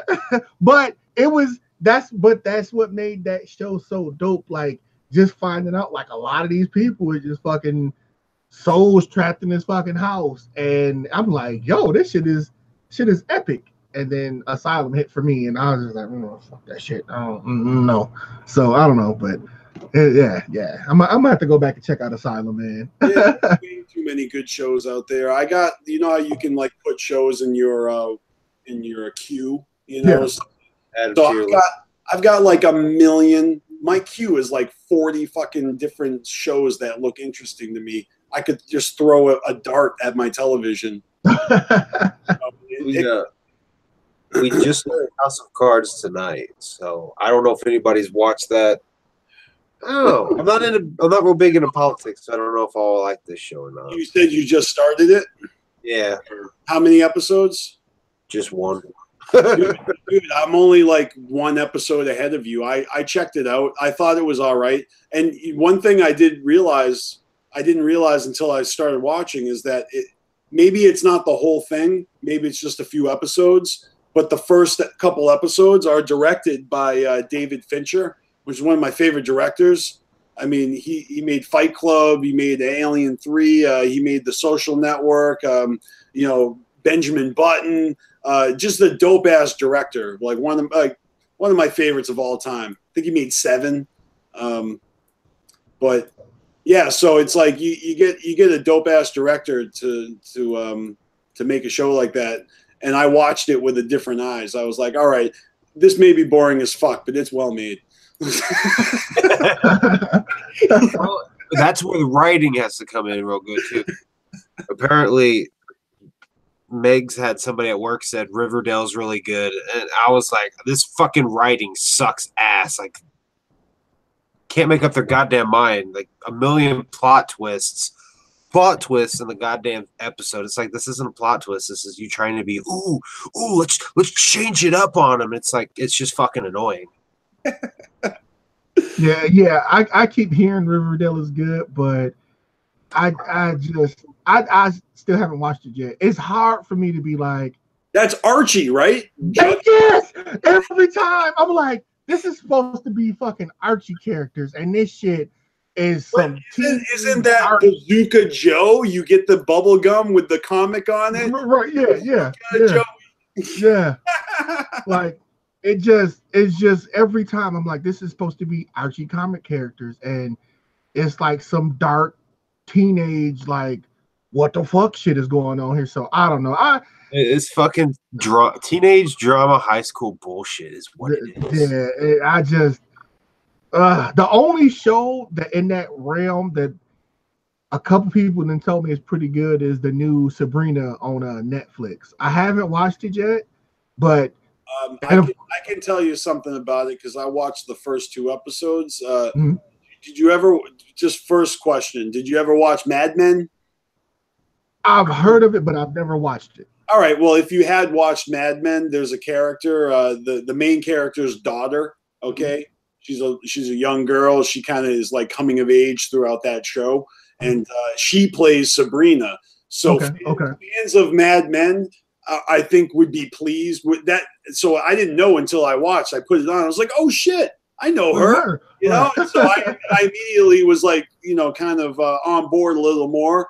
Because I was like, all right, this has some promise. I like her.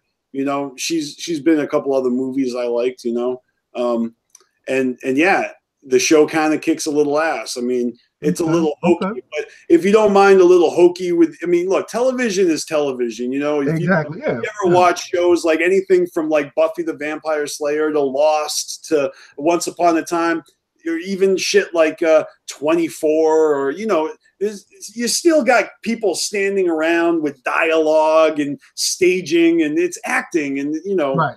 a formula of every episode having like a big, you know, event, and then it's status quo, you know. So take it with a grain of salt. But that Sabrina show, it's like all dark and evil and witches and warlocks and the devil, and it's got all like, you know, the real life Wiccans like pissed because it's really? it's like misrepresenting Satanism and stuff. Like people are all up in arms, like, no, that's not what real Wicca is like, and this and that, and you know, people are all triggered if you fucking, you know, misrepresent my fucking culture. I don't know. But is it good? Like, do you enjoy like the first? You said you watched the first 2 episodes, right? Yeah, I think that show, what it has going for it is the eye candy. I mean, there's some like, you know, sexy gothic chicks that it's all about Sabrina making the decision whether or not she wants to embrace her witch half or her human half. She's like a muggle, you know, and so, but it's like your confirmation or your bar mitzvah, you know, your ceremonial becoming a man or a woman. So she's turning 16. She needs to make a decision if she's going to be a witch or not.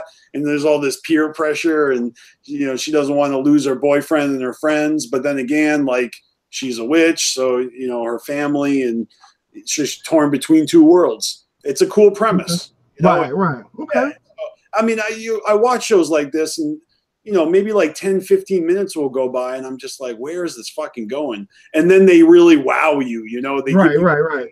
where it's like edgy and fun, you know, someone almost gets murdered, and, you know, so the first 2 episodes got me hooked. I'm gonna watch. Okay. I'm gonna keep watching. Okay, cool. That, and hearing that's a good thing. Like, I also enjoy shows like Desperate Housewives and Pretty Little Liars.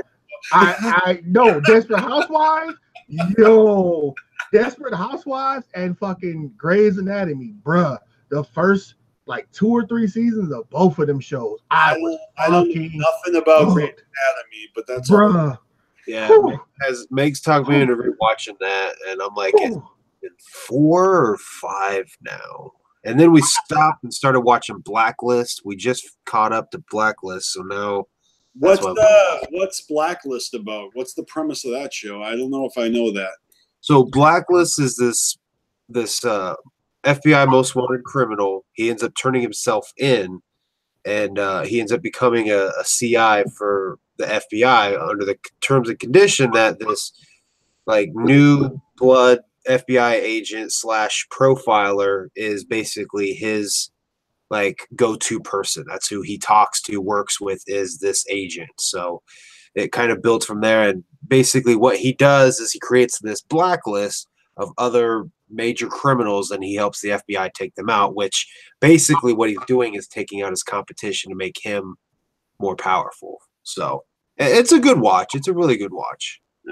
If you ever go to the movie theaters, you know, nowadays you can go to the movie theaters and you'll see like, you know, commercials from television, like advertisements for like, you know, like TV shows now, not just trailers for movies. So I remember I saw this commercial for a new show, and they made it look so fucking cool. And it was called Quantico. I don't know if you guys ever checked it out, but I just recently got Netflix back this year. I canceled my Netflix for like 6 months. I took a sabbatical from Netflix. Yeah. Just to focus on other stuff, and then I had to get it back so I could watch season 5 of Arrested Development. So, but yeah. So, anyways, like, so I started watching the show Quantico, and man, sometimes shows they just hit that sweet spot where everything is decent, like from the script to the characters to the pace, you know. But this show Quantico, it's just off, just slightly off, like. It's got interesting characters, but some of them are kind of like just real stereotypical and real too much, like too perfectly you know what I mean? I don't know. I just, maybe I'm being too picky, but it's about the FBI training for the FBI. So it's all these, you know, students, and they're all trying to become feds. So they're all in the training and then getting in relationships. And then once they start like sleeping with each other, and now it's like a rom-com type / like, you know, action thriller. And it's like, yeah, on the surface, the premise is really dope.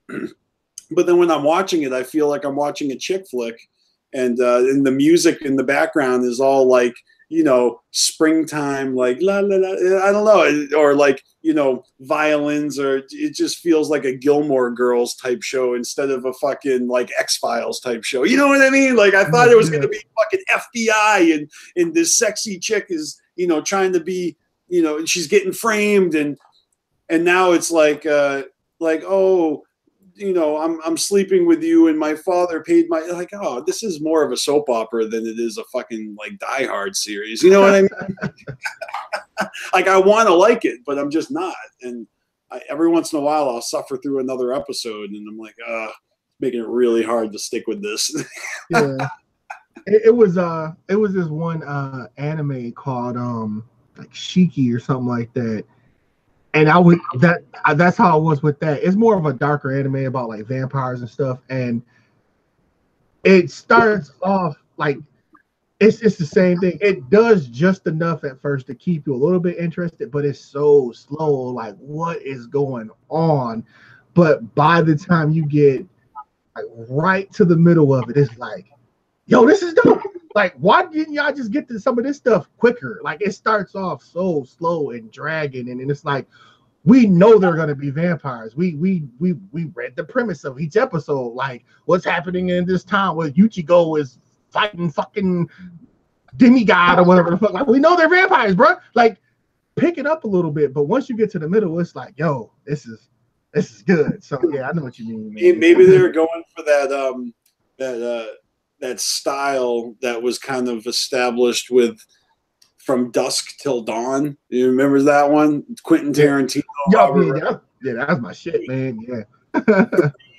3/4 of that movie is them like running from the cops, you know, taking some hostages, road movie, getting to the fucking bar, and then it's just the last 20 minutes of the movie turns into a fucking vampire blood movie. You're already there for like an hour and a half before you see anything supernatural whatsoever. Like, yeah, but see, even with that, like, it kept my interest all the way through with them doing all the stuff. This was it was well made. That's I mean, that's different. That's a Quentin Tarantino. Yeah. This was just like, you could tell, because the actual manga didn't run for so long, so you could kind of tell they was padding the first few episodes just to kind of like, okay, here's a little bit more backstory that we didn't get from here, and let's just throw this in just because why not? And it's like, I don't know, but it gets really good, ends very well. So that's what's up. I see dcfaygoguy already agrees, but Violent Ed is saying that Black Mirror is amazing. Have you ever seen Black Mirror? I've heard of it. I've never watched it though. I keep all my friends. I'm one of those people that when all my friends tell me something is good, it's just like, okay, like it doesn't. I got 10 people telling me every day, watch it is good. It's like Black Mirror is good, but every episode is something different. Some episodes suck assholes, and some of them are like really fucking good. Yeah, I was gonna say the very first episode is the worst episode, and like I would even skip it if you're interested in like being impressed with that series, because it's just the tone of it. After the first episode, I was like, really? This is what everyone's fucking gooing and gone over? But then after that, I was actually fucking loving it. You know what, though? The ending of the first episode cracks me up, though, just because for whatever reason, it just cracks me up. Like, no, it has a good ending, but I'm just saying, like, I sat through the whole thing like, oh, like, is every episode going to be like this? Luckily, it's not. Yeah, the first episode I watched was with the the one where you had to cycle to earn points, and then you could spend your points on things. That's the first one I watched, and I was like, yeah, this is interesting enough. All right. Panic, have you ever seen this show? It's called Black Mirror. I've heard of it, but I've never really watched it. It's basically a modern day like Twilight Zone that focuses on technology and just really fucking puts like the human condition in a futuristic, like what would happen if we keep exponentially relying on technology, and how and what kind of fucking, you know, shit can hit the fan. And there's so much. It's very creative. A series that I've been hearing about a lot lately is, and I'm probably going to butcher it, is House on Haunted Hill or Hill House Haunted. Yeah. People told me about that too. You know what? I keep trying to watch it when I'm too drunk to pay attention, so it's not working for me. I tried to watch it twice, and both times I'm just like either shit-faced or distracted, and you know. Well, apparently, there's like, you got to pay attention. Like, you can watch it several times and find new shit in the background or something like that. Like, there's a lot going on to the series. Dude, I'm talented. I can watch it one time and not notice lots of stuff going on. Like, I watched the first episode. I was like, oh, okay, this is pretty cool. I got to get back to it, but yeah, the first episode I thought was good. So yeah, I need to check it out. Did y'all hear that? I think it's the guy from Key and Peele. He's doing the Twilight Zone. I'm sorry, not Twilight Zone. Tales from the Crypt. He's remaking the series. Yeah, man. Something about that. Yeah. What do you mean? What do you mean he's remaking Tales? He's doing a whole new like Tales from the Crypt series, like a brand new. Just like 2 years ago, or maybe 3 years ago, there were announcements that M. Night Shyamalan was going to remake Tales from the Crypt. Was it M. Night Shyamalan? Or M. Night Shyamalan was announced to be rebooting Tales from the Crypt. You know what? Maybe. I think you were right the first time. I think it was Twilight Zone. It's one or the other, because I know both of those shows are being remade. So maybe I was right about Twilight Zone, but didn't I hear something about that dude being in the new Toy Story, like the voice of a new character in Toy Story 4? Or maybe I made that up. Shit, he could be, man. That like both of them is starting to be. There's a lot of fucking things being announced, like real stuff. Like there's a Austin Powers 4 is being made. Yeah, I heard that too. Yeah. It's those two dudes, especially the one with the glasses. He's really got his hands in like a lot of different stuff, from movies, TV shows, and then the taller, slimmer one. He's kind of getting there now too. So yeah, just two talented dudes, man. So I don't know, but Toy Story 4, can't wait for it. And Austin Powers 4, can't wait for it. Austin Powers is my shit, man. I heard they're making a new Rambo. I think they're making Rambo 6. Damn. Man, look, this dude gonna be. I've never even watched a whole. Look, Sylvester Stallone is not going down quietly. Yeah, he is not expendable, no matter what his fucking franchise.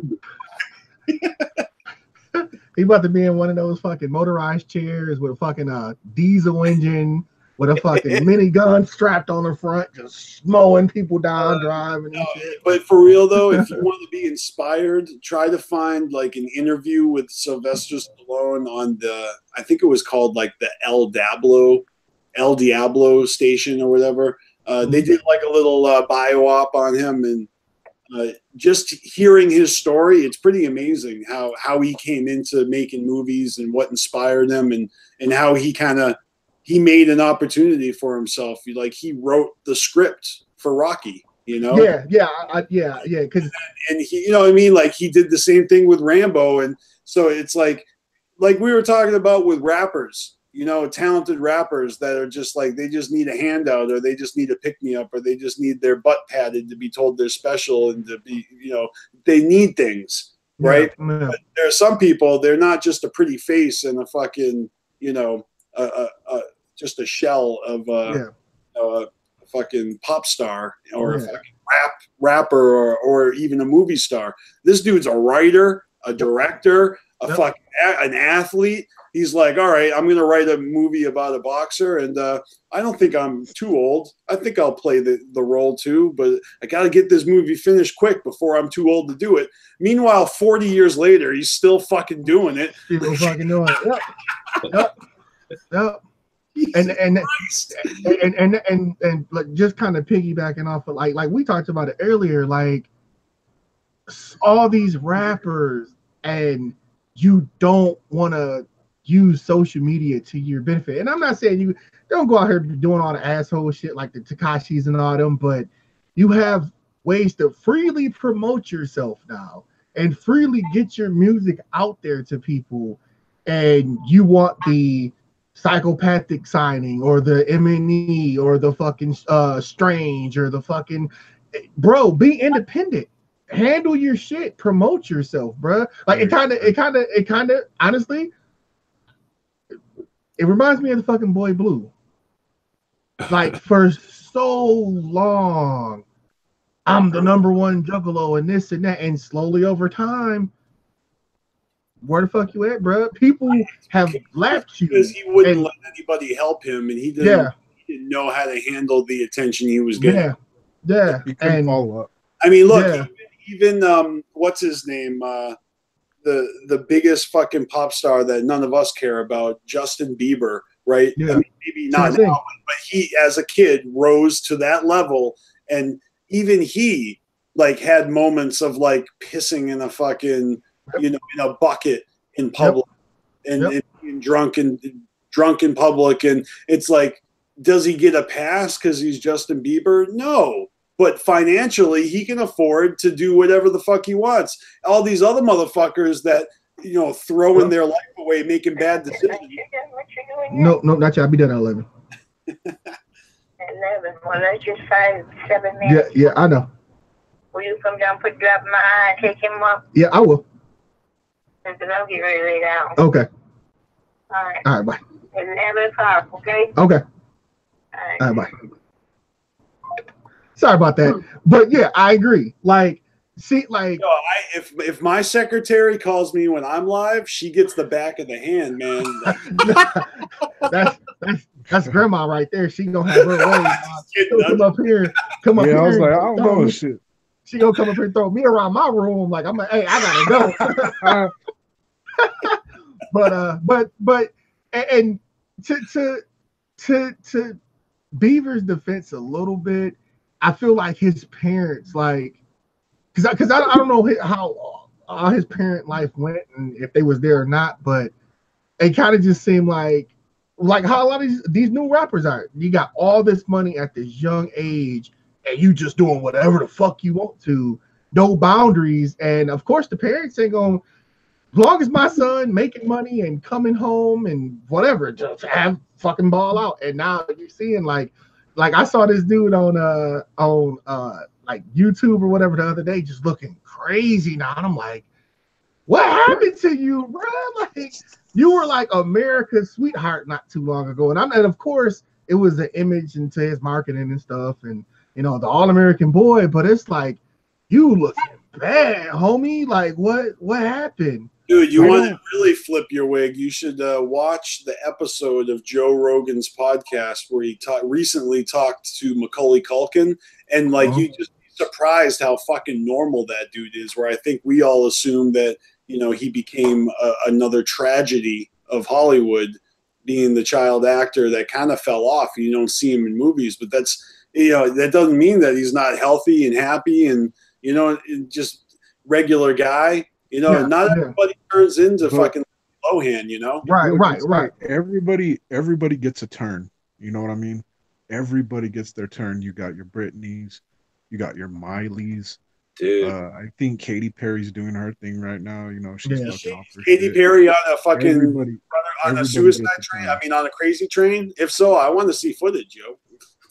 Lindsay Lohan truly is a tragedy because, like, I've always been a sucker for redheads, So like whatever the fuck she did to herself, that's a real tragedy right there. Because now she's just fucking nasty. Lindsay Lohan. What did she die? Yeah. It's like blonde and shit. And she's all like deathly skinny. Yeah, because all girls really want to be Marilyn Monroe, and even Marilyn Monroe dyed her hair blonde. Well. Yeah, but you know, the last thing on this topic that I want to say, and maybe we should wrap this up, just because it's 11 p.m. over here, and unfortunately I can't go all night because I got to work in the morning. But but for final thoughts, at least on this topic, I think it's a tragedy how rappers, and I don't care, underground, mainstream, you know, take your pick, but I think motherfuckers have a dream where they want to make it to a certain level of their idols that they've, you know, that have inspired them. So whether it be some legendary MC or some movie star, you know what I mean? Some fucking public figure, someone who inspired you to do what you do, and you kind of see it as well, I want my moment to be able to fucking, you know, got a bottle of Jack and a chick on both arms and, you know, blunts all around and, you know, everybody loves me. You know, I want to be not a care in the world and, you know, crunk and with my posse and my crew and, you know, fucking swing my big dick around and it's like, and throw this money around and be tough and flash these chains and this bling, right? Yeah. But but they act as if before they have it.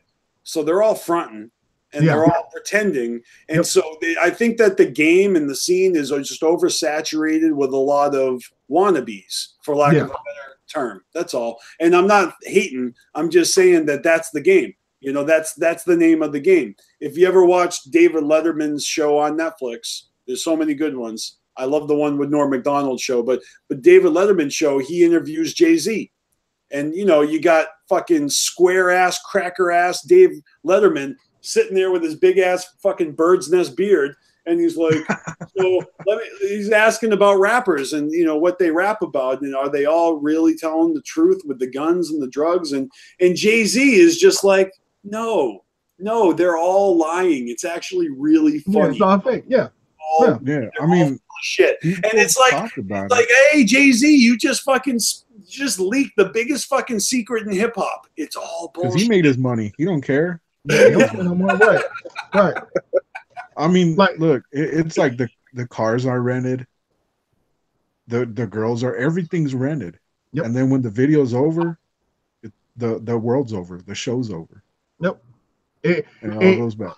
It reminds me of something Bootsy said on a DJ Vlad interview. He was like, there is no real like drug dealers in rap or no shit like that. He was like, the only real drug dealers that want to be a drug dealer and a rap, guess what? We go to prison. He went to prison. He named off a couple other people. He was like, because we were really trying to do both. You can't but you've got Stitches. I do what I want. I put this brick in my face. Fucking socked up a couple times too. Yeah, so it's and I wish people would like.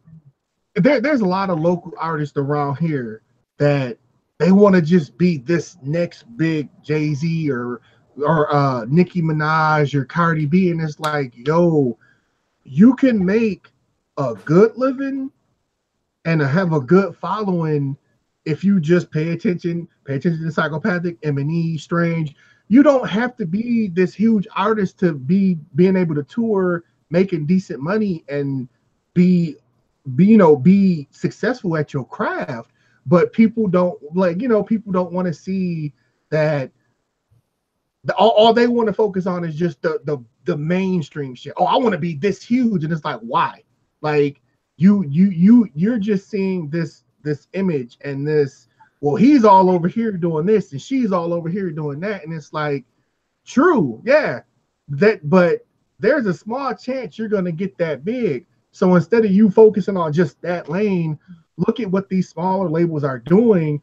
People buying houses and being, trying to push Why do you other. think motherfuckers are acting a fool? They're watching fucking Monoxide doing brunch and bakes, running his mouth, fucking being a complete fucking ass. Yeah. Well, I mean, you could say what you want about ICP, Twisted, or either of them, but I think they keep it the realest because at the end of the day, they're a clown duo and a serial killer duo. How real can you really keep it? How real That's can your you gimmick. fucking be? Yes. And I don't know, people like, I just hate that with so many artists around here that they like one of my boys, I don't know if y'all heard of him. He kind of getting popular a little bit on Facebook and shit, Schizo Beats.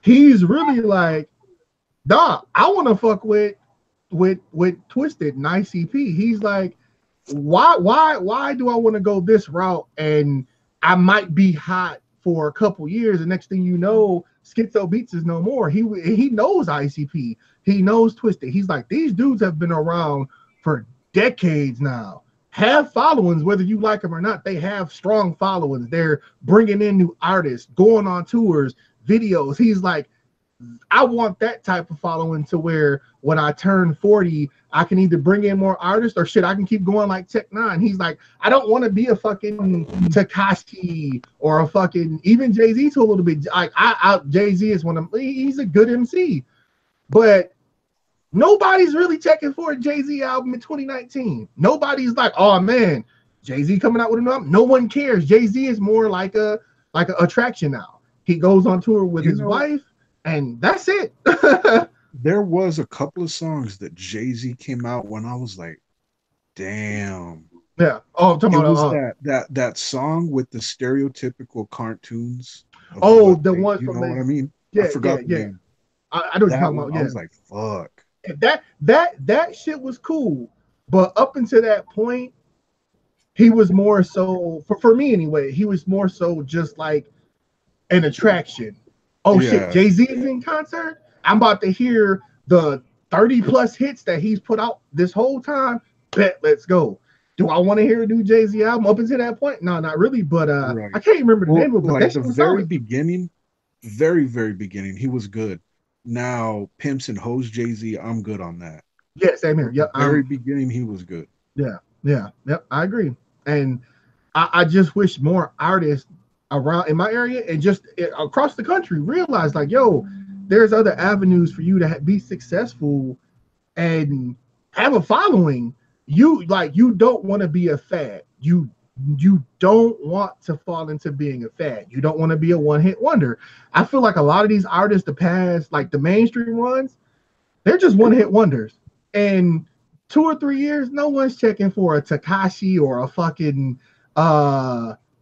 rest in peace to X, but no one's still gonna be checking for XXXTentacion. Nobody's checking for an NBA YoungBoy. No one's checking for none of these artists because there's gonna be a whole new wave of young dudes, and then they gonna be sitting here like, what the fuck happened? You were a part of a fad that was popular for a minute, and now your fad is ran over. Guess what? All your fans are over here, or they outgrew you, and now they're over here. Somebody like ICP, somebody like a group like Twisted, a group like Blaze, all these dudes have been in the game for decades now. Still going on tours, still have this strong following with the split, still bringing in new artists. That's what you want to strive for. You want to strive for a following, not being a fad. And a lot of these younger artists don't see that. They don't realize that, like, fucking Fetty Wap. Fetty Wap was the hottest dude, I want to say like 4 years ago. No one gives a fuck about Fetty Wap no more. I haven't even heard nothing about it. Exactly. No one's checking for Fetty Wap no more. He like I want to say 2 years. This dude was the man. He put out so many hits. It's 2018 and nobody's checking for a fucking Fetty Wap, and all these other artists is going that route, and they just don't see that bigger picture. Like, you're falling into the fad trap. You're getting this quick money right now, but your following is going to dwindle and it's going to go away. And it's going to take like 10 to 15 years until, oh shit, they were cool back then. Let's go see this tour with all the littles on it now. So I don't know, And I'm man. not gonna front like. You gotta be a wise investor. You're either gonna be a Vanilla Ice about it, or you're gonna be an MC Hammer about it. You know. Yep. And I'm not gonna pretend that I know. I can't tell you some of the songs that these people make, but they make such a noise that even I hear about it. You know what I mean? Yep. And the thing is with like that Triple X guy, whatever, I didn't care for his music, but there was one video that I seen when I was like, whoa, that's fucking crazy. It was one where they had these black dudes hanging from a tree. Yeah. And they were rapping. They were rapping while they were fucking hung, and I'm like, what the fuck? That's crazy. Shit. Yep. Well, that's nuts. Well, who does that shit? Yeah, man. Like, I'm not saying I hate it or I'm against it. It was what it was, but it catches your attention. Yeah. And he fucking out. Like, I mean, I hate to say it like that, but he gone now. So that's what he's gonna be known for now. And I do feel like he has a following to a degree, but even with that, like he was only out and hot for so long. It wasn't that long. So I don't know, man. I don't know, but I don't know. The moral of the story is, if you rap, protect your neck. No, agree. Yeah, agree. Protect yourself, protect your neck, and focus on. Is Dustin out there repping a belt and selling T-shirts? Someone give him a towel. My story is, if you can't make it in rap, you could always do country rap, because that's a thing. Oh. Hey, I'm just saying, it's easy to write about beer and being in the country and loving your grandma, and just saying, man. Loving your grandma. now you're just catering to Black and Red Ted stuff. They'll come up and kick my ass in a minute, man. Chill out. Trying to come off the top rope. Well, for real. Y'all see a chair come flying in here. Y'all did it. You are the shit for agreeing to come and do this hangout today. I want to thank you for doing that, and then obviously everyone for joining. Chaos, Panic, dcfaygoguy, So if it's cool with you guys to do a little outro, I mean, for real, give you one last chance for final words, and then we'll fucking wrap this up. And if you want, we'll do it. We're definitely gonna have future takeovers. Like this is fun as fuck. This shit is fun as hell. Yeah. If you guys haven't noticed, we've been dropping videos like at least 2 or 3 a day. We're gonna continue doing this all week. We got live streams all fucking week. Tomorrow at 3 p.m. we got Tales from the Lotus podcast. On Thursday, we have Crazy McCormick doing a very special Thanksgiving stream. On Friday, we've got Not Slim One and probably the Iceman doing, I think, a special Positive Vibes. And of course, we'll have myself and anyone who wants to join. You guys are welcome on every Saturday afternoon. And so we'll see if anything happens on Sunday, probably, because I've talked to a few other people, and there's a couple other people that have interest in doing live streams. So there may be more than one live stream per day. Like, I've overbooked the channel this week. That's what it's supposed to be, a Juggalo takeover. Better than underbooked. Yeah, exactly. So, but the whole idea was just to fucking go balls to the wall in the spirit of Thanksgiving, since everybody hates the Pilgrims and the Native Americans, like the whole jaded history of America. And it's like, it's not about that. It's about us as people, And I fucking really appreciate Juggalos and everyone that fucks with Carnival Spirits and the whole YouTube community in the Juggalo scene.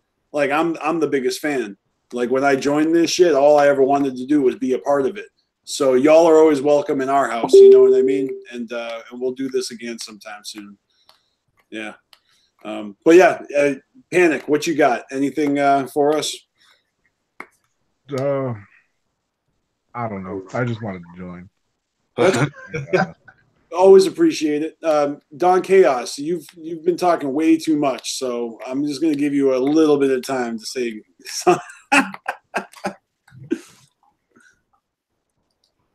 All I gotta say is I am Mr. D to the O to the N to the C to the H to the A to the O to the S, your friendly neighborhood JUGGALO, the Karma Millionaire. If you don't know, now you know. This is Carnival Spirits. Hashtag you're the know. Hashtag Juggalo Takeover, y'all. Yeah. And dcfaygoguy. What up? I have no words of wisdom. I'm almost half asleep right now. So hey, I jumped on here because I was like, "Fuck, BlacknRedTed's on. I'm joining, man. We've been needing to do a live stream together." Yes, so. yes. Well, yes. he actually specifically requested you and DonChaos, and so I tried to make that happen, and it did. So I'm psyched. Yep. We had some good conversations. So. Yeah, no doubt, man. So in BlacknRedTed, this was your show. We totally took it over. We took over the. No, it's cool. All right, I'm gonna make it quick. Panic CPN. I definitely still want to do the podcast. Work just been coming up, but I still want to knock that out. DC, definitely we need to do some videos together, live streams together, all that good shit, man. Chaos videos, live streams, all that shit together. TJ BstMstR, thank you for always extending that olive branch to me, bro. Even though I haven't been here, that shit really means a lot. I will definitely be here more as long as I can make the time, which I will try my hardest. This weekend, my weekend is free. So if you want to have me Saturday, Sunday, both days, whatever, let me know. Always thank you and thank all you guys, man, because it really means a lot. Like, it just means a lot. People just trying to fuck with me. Like, just do a video with me. You actually expressed interest in doing another one of these on Sunday, didn't you? Yeah. I'm down, man. What? Yeah. I'm down. So if you're serious about that, then we can do this again on Sunday, and that'll be part 2. Yeah. This week, like my weekend, this weekend is all free because of the holidays. Like majority of my family's going out of town, so I'm good now. I don't have nothing to do, and yeah, so I'm down. What's up? That's what's up. Yeah. All right. Well, on that note, I'm going to say goodnight, everybody in the chat, everyone watching live, everyone who's watching this after the fact. You guys are fucking awesome. And make sure you check out CarnivalSpirits.com, and always remember to fuck the fuck off. And we'll catch you later. Tomorrow, 3 p.m., Tales from the Lotus podcast brings the dead air to Carnival Spirits. See ya.